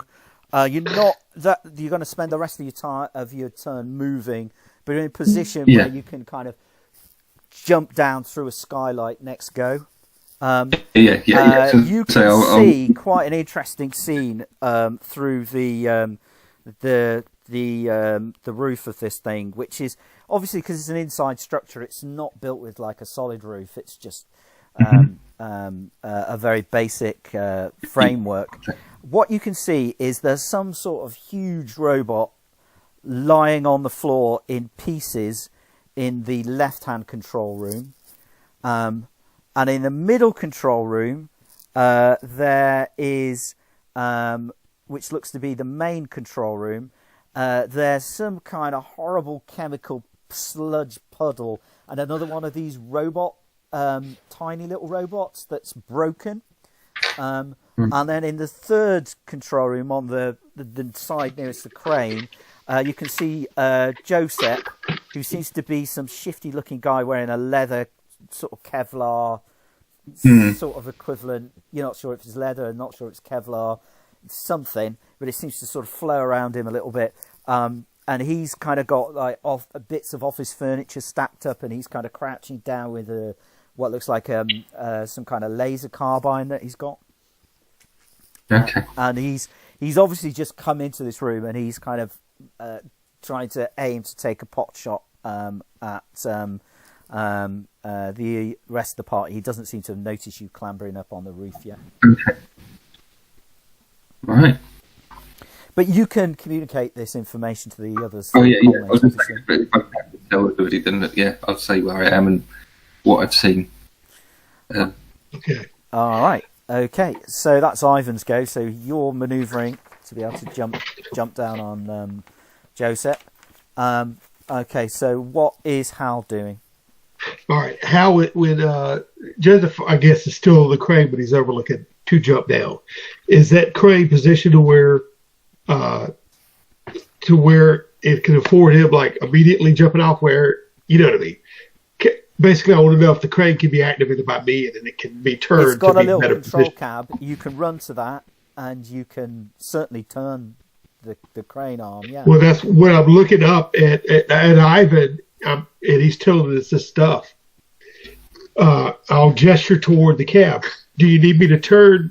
Do you need me to turn the end of the crane?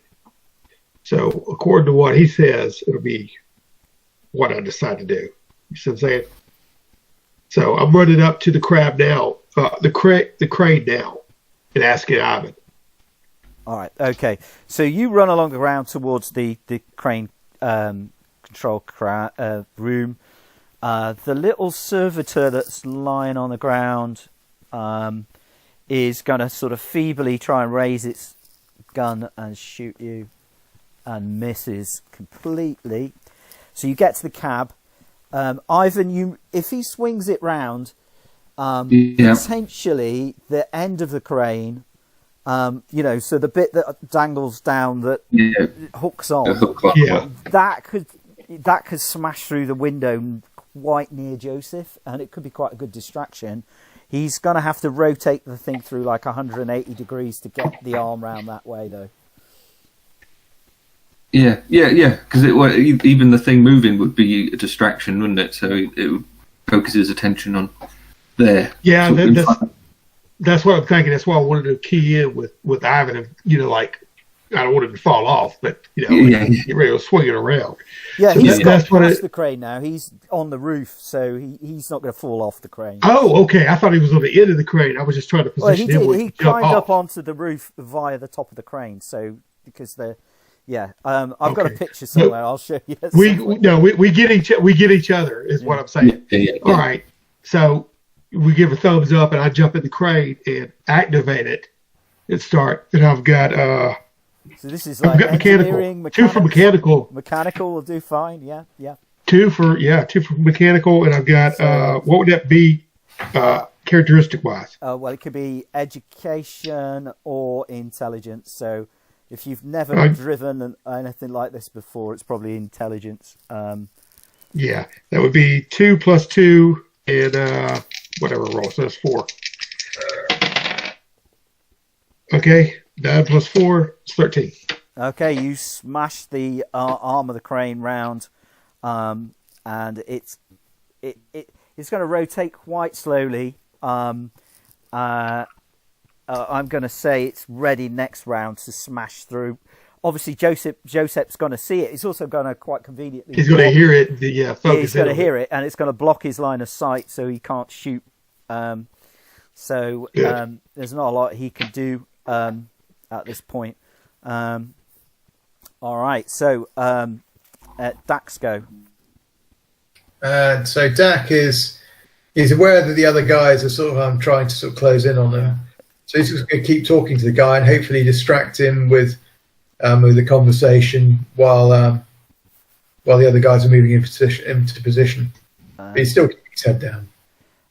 He says, okay, so you can see that what's happening is that Joseph is backing away to the far wall of his little cabin, and he says, you've got to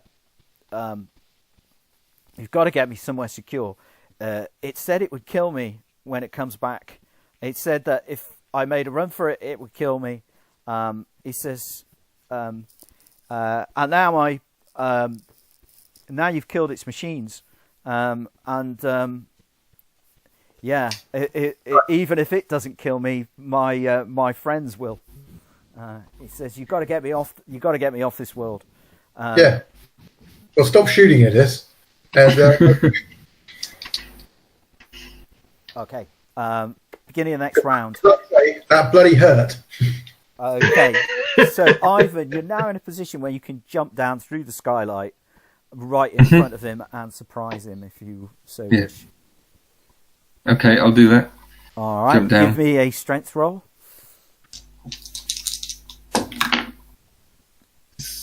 7. Okay. Well, I was only looking for a 6 because basically you're just smashing through this very light plastic sort of covering, and there's a gap in the framework, and then there's this light plastic sort of light well bit. And you smash through that, land in front of him. He's completely surprised, so he's going to probably drop his carbine at this point. What are you going to do? I'm going to say, "Hello, my name is Ivan. Let's get you out of here." Okay. All right. There's a really weird smell in here, coming from the middle room. That goo. With that liquid. Yeah. Okay. So it's Hal's go. So you're going to smash the crane through the front of it has enough momentum now, I assume, where the ball is going to go through. Yeah, you don't need to roll to hit. You're definitely going to hit. I'll tell what's his face to brace himself as well. Roll 5d6 damage as this thing just shatters the... Okay.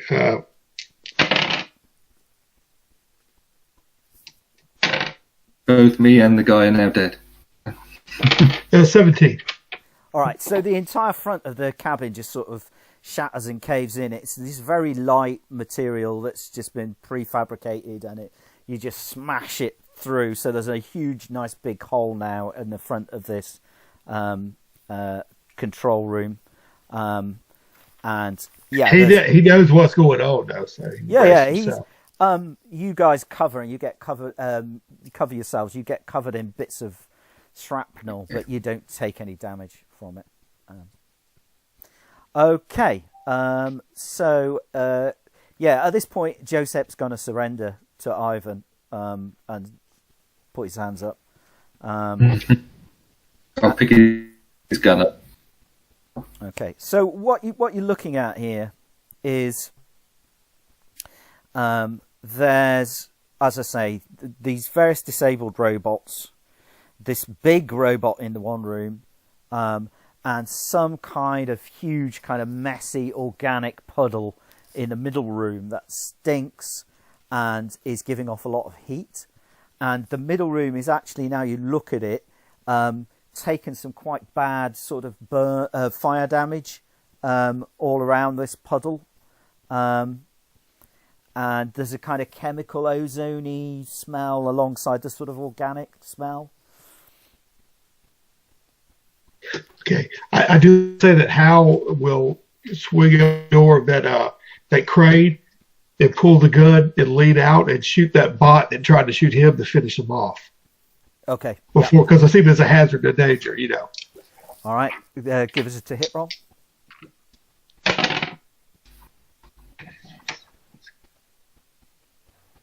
That's 8 total with the bot. Okay, all right, you'll hit it.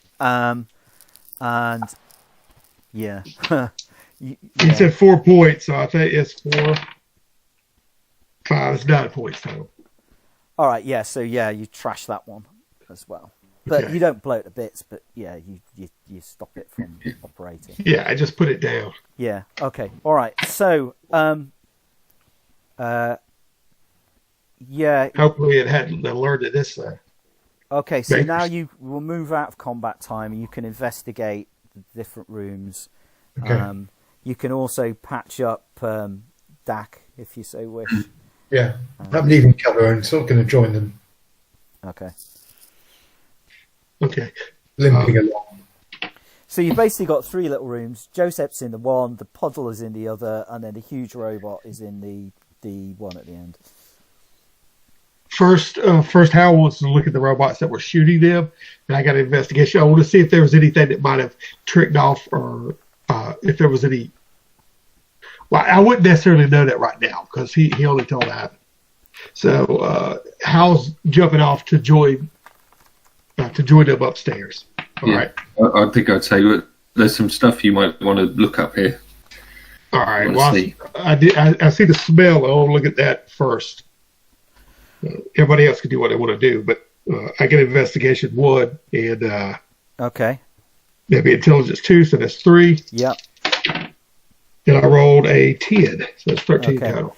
It looks like some kind of very messy biotech experiment that's gone wrong.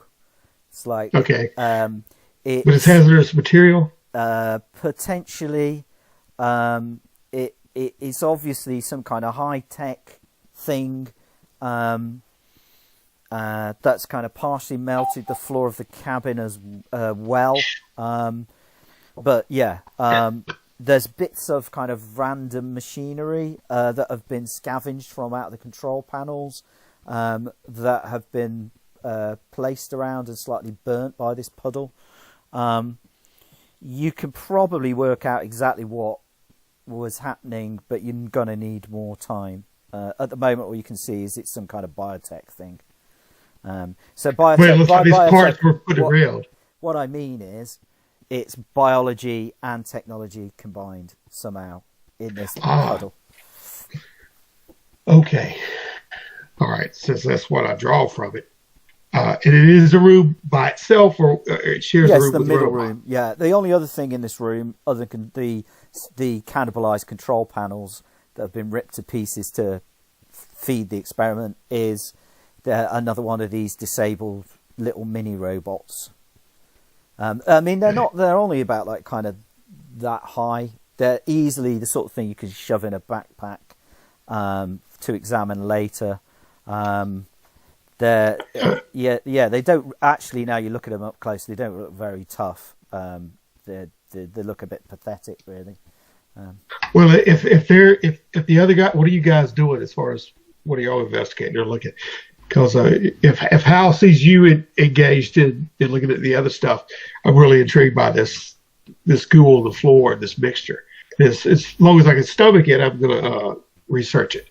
You might have to drag me away from it to get back on track. As a matter of fact, Probably for me, the best thing to do is to keep a watch for any sign of this, either his friends or his enemies coming in. Yeah.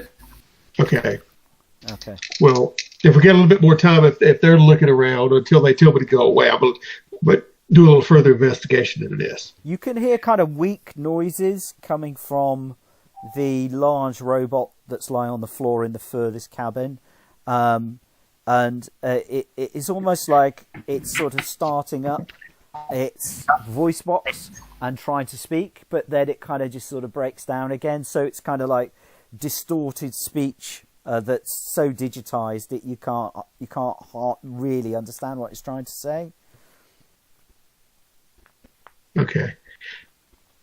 Well, I'm not in that room. No. So is it where Ivan is?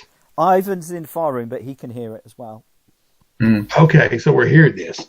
All right. Well, I'm going to break away thinking it's somebody coming to attack again, and peer cautiously around the corner with my weapon and look at it. And you tell me what's happening there. So as I approach it, I'm going to investigate it. All right. Okay. Let's shoot. I rolled a 12. That's 3. That's 15.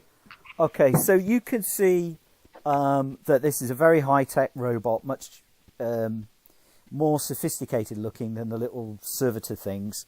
And it's got various displays on it, and some of these kind of weird symbols scroll across as you watch, these alien symbols that you've seen before.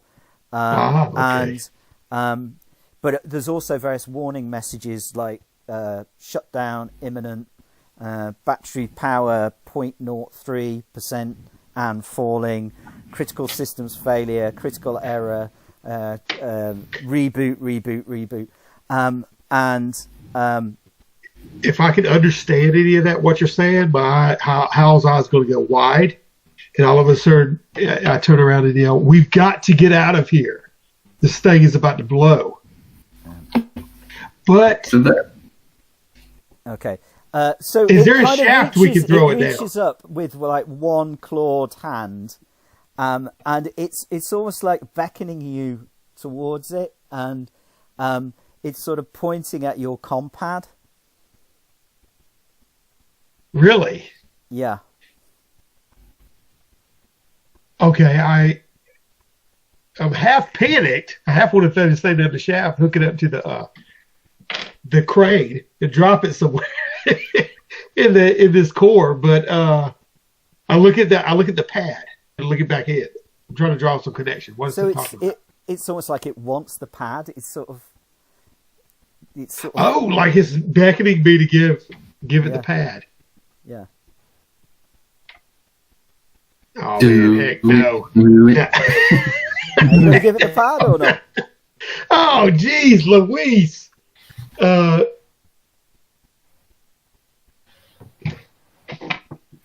gonna scream for Joseph because I heard him say my friends or whatever, they're coming to get me. Yeah. So I turn around immediately and yell for Joseph. Yeah, I'll sort of drag him to you, if you like. I'll escort him towards you. Yeah. Okay. Now, how's his reaction when he sees this thing beckoning toward the pad? So he seems to be like not surprised to see this thing here, and he says, "Yeah, the police mind turned up and it shot it. It was no contest." He says, "It didn't stand a chance. I thought it was dead, but clearly." It's still just about clinging on. They had. What is it? What is it with this pad? It says alien origin. And what about your friends? What do you mean? This is the friends you're talking about. They'll be here any minute now. Let us know what's going on. He says. I get threatening toward him. It came to me. It demanded I made a trade. I made the trade, and then the police robot turned up, and then there was a massive shootout, and then it did its thing. What trade? What are you telling me? This came to you asking for a trade. Not the this. Police. Not this. This the woman. I suppose now. He says. All right, Joseph. Look, this thing is about to go critical. What do we need to do? Do I need to give it the pad? Will it help us out of here? Do we need to throw it down the shaft? I don't. Who are you dealing with? Are you dealing with some alien race? And I point to the. Yeah, for all I know. What did you trade? I suggest to Hal, we can have these questions later. If the computer's going to go critical and needs the pad, give it the pad, and we can always replace the pad later. But it might be trying to communicate something to us. But we're running out of time. It's still weakly beckoning, but it's kind of lolling back now. We're running out of time. Okay, look, I listen to what he has to say, and shove it toward him. And I'm glaring at. All right, so it puts its kind of clawed hands against the surface of the pad, touches the pad, and the symbol that you've got the kind of static version of comes alive, and it becomes a fully functional, proper version that you saw originally. And then it just sort of slumps down like this, and all the messages fade from the displays, and it's lying there like that.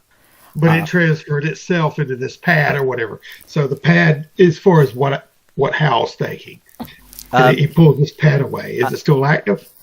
You could hear the pad is active. The robot is now. Yeah, I mean the robot's already expired, but the pad is active. What I'm trying to say is Dak can hear noises coming down the the corridor. So we got people, voices raised loud, saying, "I think it's this way.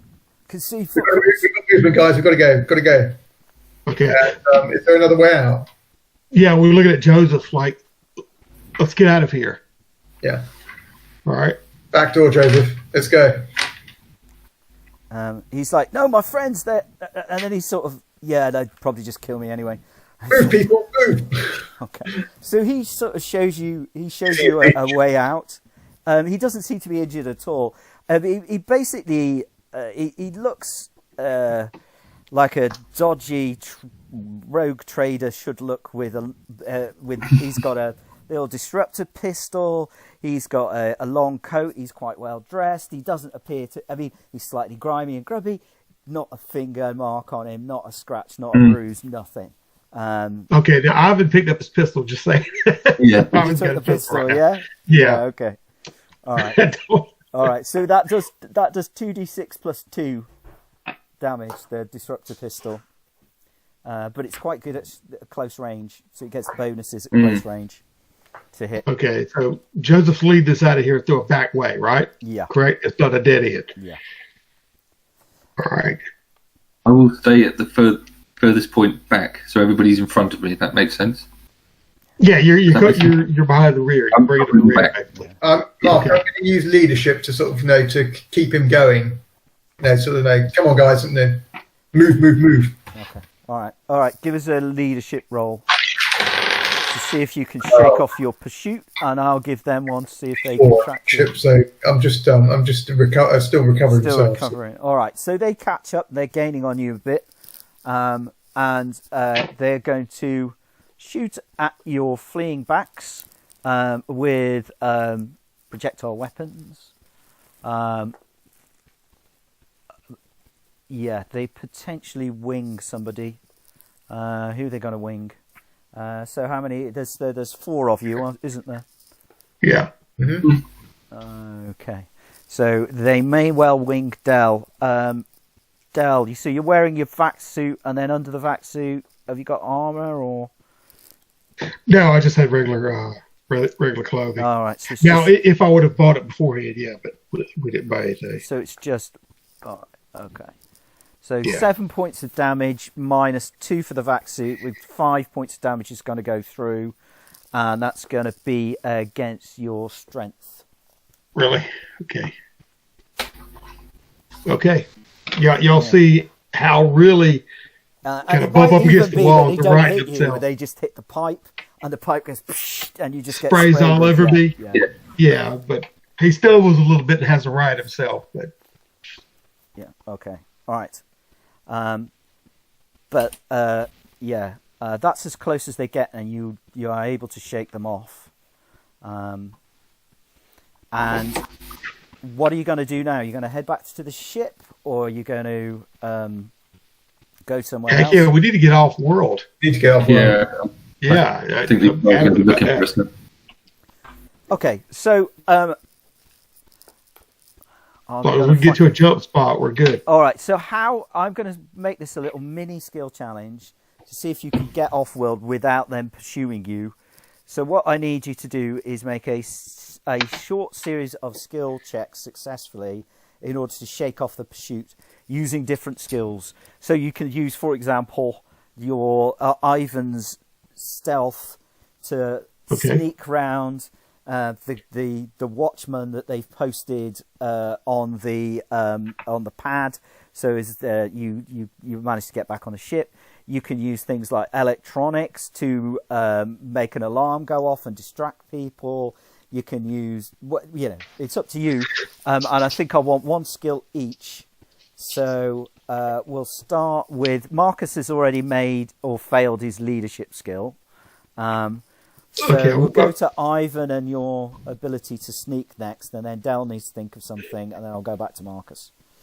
Well, I can do the electronics, but I was going to say that if we could use Joseph's navigational skill, in a way, you know what I mean, as far as he knows where we're going. It's not like we're totally blind. Absolutely. Yeah. Okay. We're going to be relying on him. I'll use Joseph's local knowledge as a bonus to Dak's navigational roll.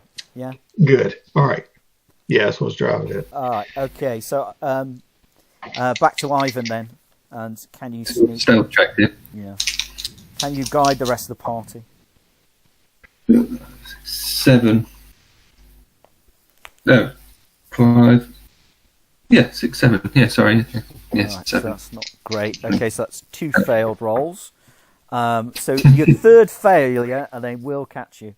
All right, so navigation. Electronics, and then we're going with navigation, aren't we? Okay, with intelligence, oh my God, 5 total.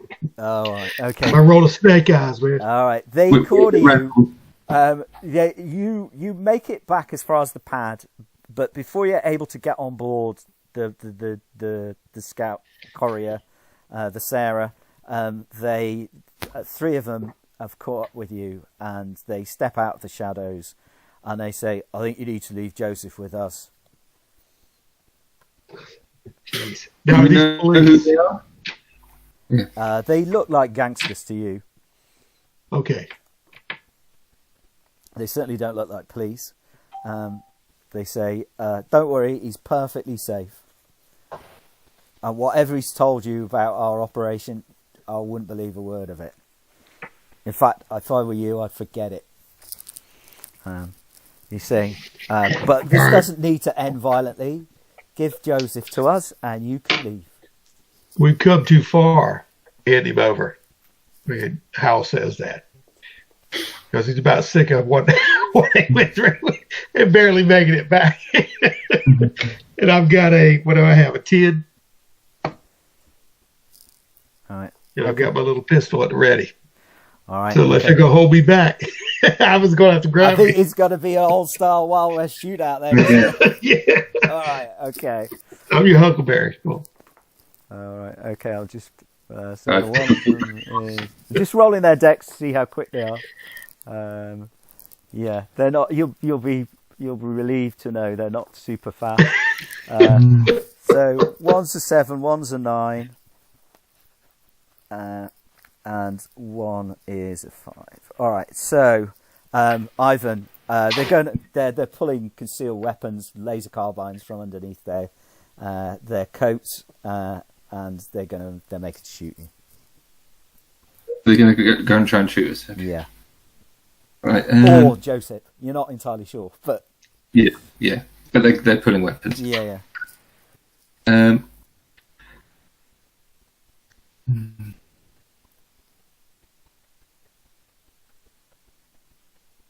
Okay, I'm just thinking whether it'd be worth trying to shoot 2 at the same time, because I've got 2 revolvers. Yeah, Be you take a negative on the second shot, but you can do that. Yeah. Well, got 2 guns, one for each of you. Yeah. Yeah, I'd be quoting Tombstone, won't I? Yeah. 3, 4, 5, 6, 7, 8. Okay, On one. that's a hit. Yeah. All right.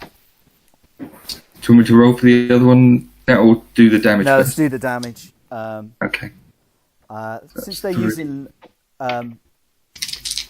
no, I beg your pardon. Earlier on I said they were using projectile weapons, so they won't be using laser carbines. So they will have cloth armor, and they will be using some kind of machine pistol. Okay. All right. So they seem to have like concealed kind of ballistic vests. Okay. What'd you get? 9. 9 damage, yeah? Okay, Yeah. so -3, so that's 6 goes through.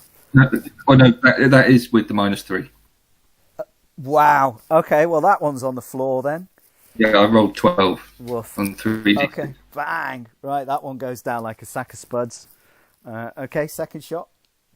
This is with a minus. What's the minus? It's -2 for the offhand. All right. 10. Well, it's 13. So minus Okay. 2. All right, yeah, you definitely hit that one too.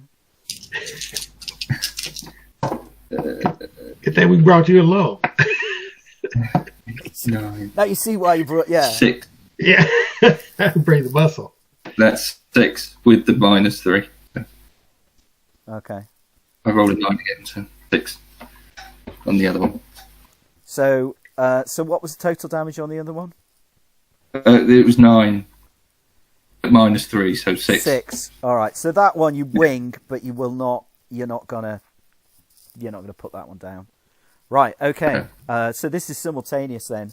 So the leader who's been talking shoots at the same time that Hal goes for his weapon. So this is simultaneous. Hal. Oh, he's gonna hit. He's definitely gonna hit. No, he hits. Got to hit Ivan. Before me. No, he's shooting Ivan because Ivan's the biggest. That's all right, I can take it. Well, I mean, even if we're both tens, does the PC or NPC go first? No, we go. You and the NPC leader and you are going at the same time. Gotcha. Yeah. He does 9 points of damage. What are you wearing, Ivan? Cloth. It's +8. Yeah, like what? Yeah, 1 point. Yeah, just bang. Damn. Okay. What do you want me to take that off? Endurance? Strength, unfortunately, I rolled a 1. Okay, right, go for it, Del. Okay, just a question. If we're on this pad, we've all got vac suits. Yeah. And aside from the shots we've been taking, I don't know if they're cut up. Yeah. But also with So there is an airlock right next to you. Okay? Okay. And outside is the ship. You can cycle the airlock if you so wish. They are. They're not wearing vac suits. They're not. That's what I'm wondering. But also with our buddy here, Joseph. That's the only reservation I have. No. Yeah, no. I don't want to. I don't want to do that. It would just, I think about it. But also, I mean, I don't want to shoot through anything. So, he sees you looking at the airlock. The leader sees you looking at the airlock, and he's like shaking his head. But I've got this pistol though. But you had a discussion with you about the two settings, like on stun or, kill. So if that's allowable, I would set it on stun. It would still have a effect, but more of a. Yeah. Okay. Go for it. Okay. If you tweak it. Anyway, I shoot for the leader. Yeah. That's just 7 total. Yeah. Okay. All right. You miss him. Yeah. Yeah. Okay. All right. And the third one is going to go before Dak is going to get shot off, and is going to miss. Okay, Dak. Okay. Well, I've got dexterity 2 at the moment. Does that -1? Yeah, I think so. Yeah. Let me just have a quick look. It might even be -2. God. Yeah. You have any gun or anything? I've got skill wise, but I'm not very good with it. I've got no skill. It's -2. So I've got to roll basically very high. Yeah, I mean, but you don't have to fire a gun. You could kick him or punch him or, Are they that close? Are they?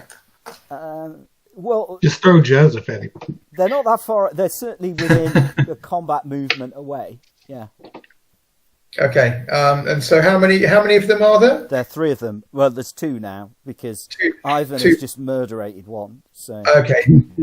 And winged the other one. I guess the best chance is with the blade. Yeah. Because I've actually got a skill in that. Yeah. Okay. Oh, that's not bad actually. So that's 9 on the dice plus 1 for the blade. So it's 10 -2. 8. Yeah, you'll hit. So this is with a blade, is it? Yeah. Okay, so that is going through cloth. So that will go through the cloth. So you won't get all this protection. Sorry, I don't actually think I've written it down. I've got the skill, so I don't know what I've got. So do we know what kind of blade it is? Just a straightforward knife, is it? I think it's actually the blade because I got it on mustering out. As I recall. Yeah, I think blade is like a generic thing, and then you have to choose what the actual. Where have we got equipment? It's got to be 2 or 3 dice, isn't it? I would imagine. Yeah, blade is a melee weapon. A small bladed weapon, somewhere between a dagger and a cutlass. Yeah. With a large basket hilt. It doesn't say what the damage is. Oh, here we go. Hang on a minute. Yes, it is. Blade, got it. Yeah, 2 dice. Yeah. Like a Martian saber. Oh, double 6.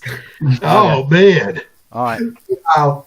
I got him. I think I got him in the throat. All right. So were you going through for the leader or one of the other?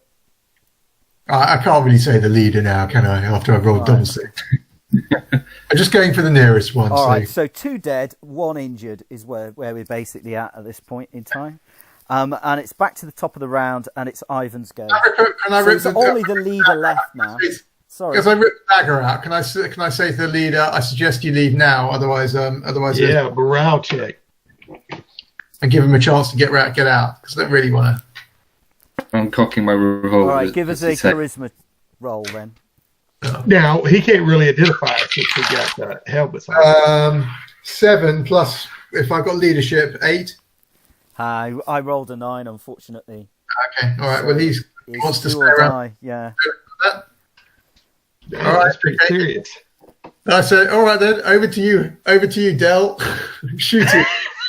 All right, so it's Ivan's go. So yeah. Oh yeah, yeah. I was the muscle. That's right. Sorry, I'm getting confused between real names. Yeah, Ivan, shoot him. Right, I'll fire. 13. Oh yeah, okay. Dang. Right in the face. Okay, go for it.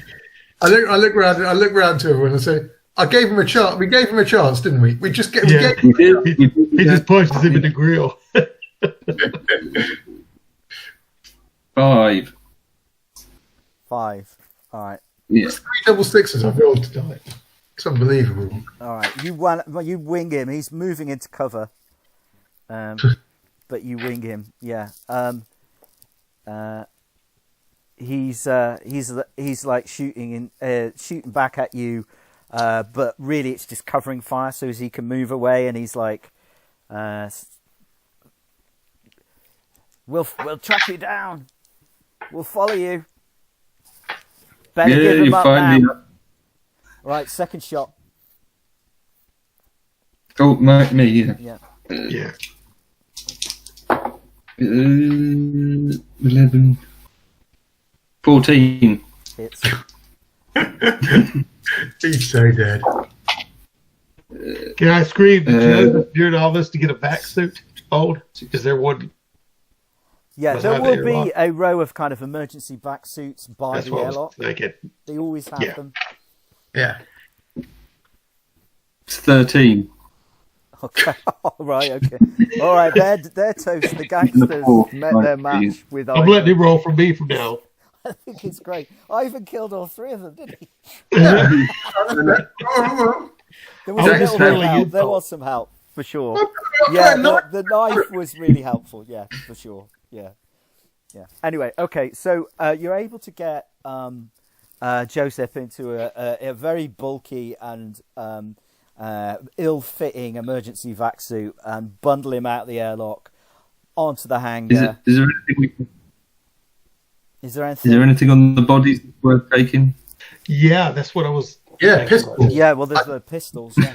Yeah. Well, honestly, And some, what I'm going to strip one of them of his armour. Yeah, the problem with the armour is there's big holes in it now. So, Yeah, well, I haven't got any armour at all. all right, you're going to strip one of the Kevlar vest. You'll have to repair the vest. But, Yeah. you can take a Kevlar vest. So while you're putting Joseph in the suit, you can strip one of the Kevlar vest and take away the machine pistols. So we'll note those for next time. You bundle him out. You get him onto the ship. Before I did that, I wanted to look for any identification on any of these guys to see who they're attached to and who maybe searches down. All right, give us an investigation roll then. Okay, that's 1 and 3. That's 13 total. Roll a 10 with 3. Okay, all right. Yeah, there's a kind of a symbol which you're able to make a note of, but Okay. which doesn't mean anything to you. It might mean something to Ivan, which is a tattoo on one of the bodies. Okay. No electronics or PDFs or anything. I mean, pads I can get off of them. No, I think Okay. they're clean, so they can't be picked up. Gotcha. Traceable. Gotcha. They've got little com dots, but that's all they've got. But maybe I can take one. Yeah, you could take a com dot. Yeah, for sure. Yeah, definitely. Okay. Yeah, the symbol, Ivan, looks like the Mole Man's gang symbol. You know that he's based on Proxima B, which is a world a few jumps from here, but not, in sort of space terms, quite nearby. In fact, it's a 2 jump from Barnard Star, so you could make it in a single week if you went that way in the ship. But this is a bit out of their area of operations, would it be? Not necessarily. I mean, they would, if he's into smuggling, he would have to come to X-Hub to trade with other smugglers, for example.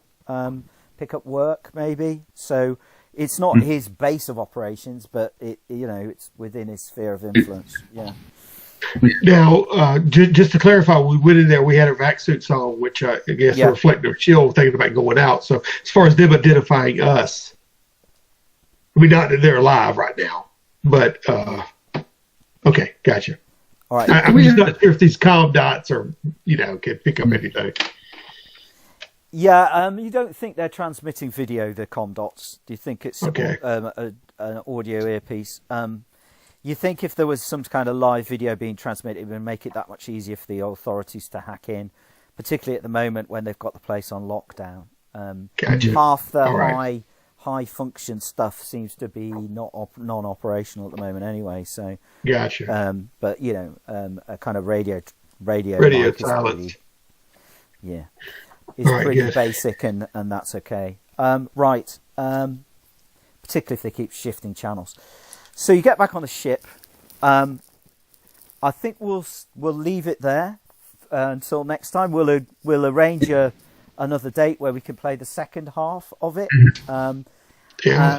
But just to give you a little bit of an insight into Joseph, he will, over the course of the next week, while you're in jump to another system, explain a little bit about what led him to be trapped down in that geothermal plant and who had took him there. And you're also able to investigate the compad and the information that's contained on that the robot has downloaded onto the compad. So we'll start the next session by explaining what you know now. Can you also sort out our signature, our ship signature, and sort of The transponder. You want him to? He's got a week. He's got a week to work on the transponder, hasn't he? So yeah. Yeah, and also this pad in the first place. So I'm assuming that we got him loaded, got off planet, Yeah. and then was able to get to a jolt punt, hit the thing, and that's where we'll end it.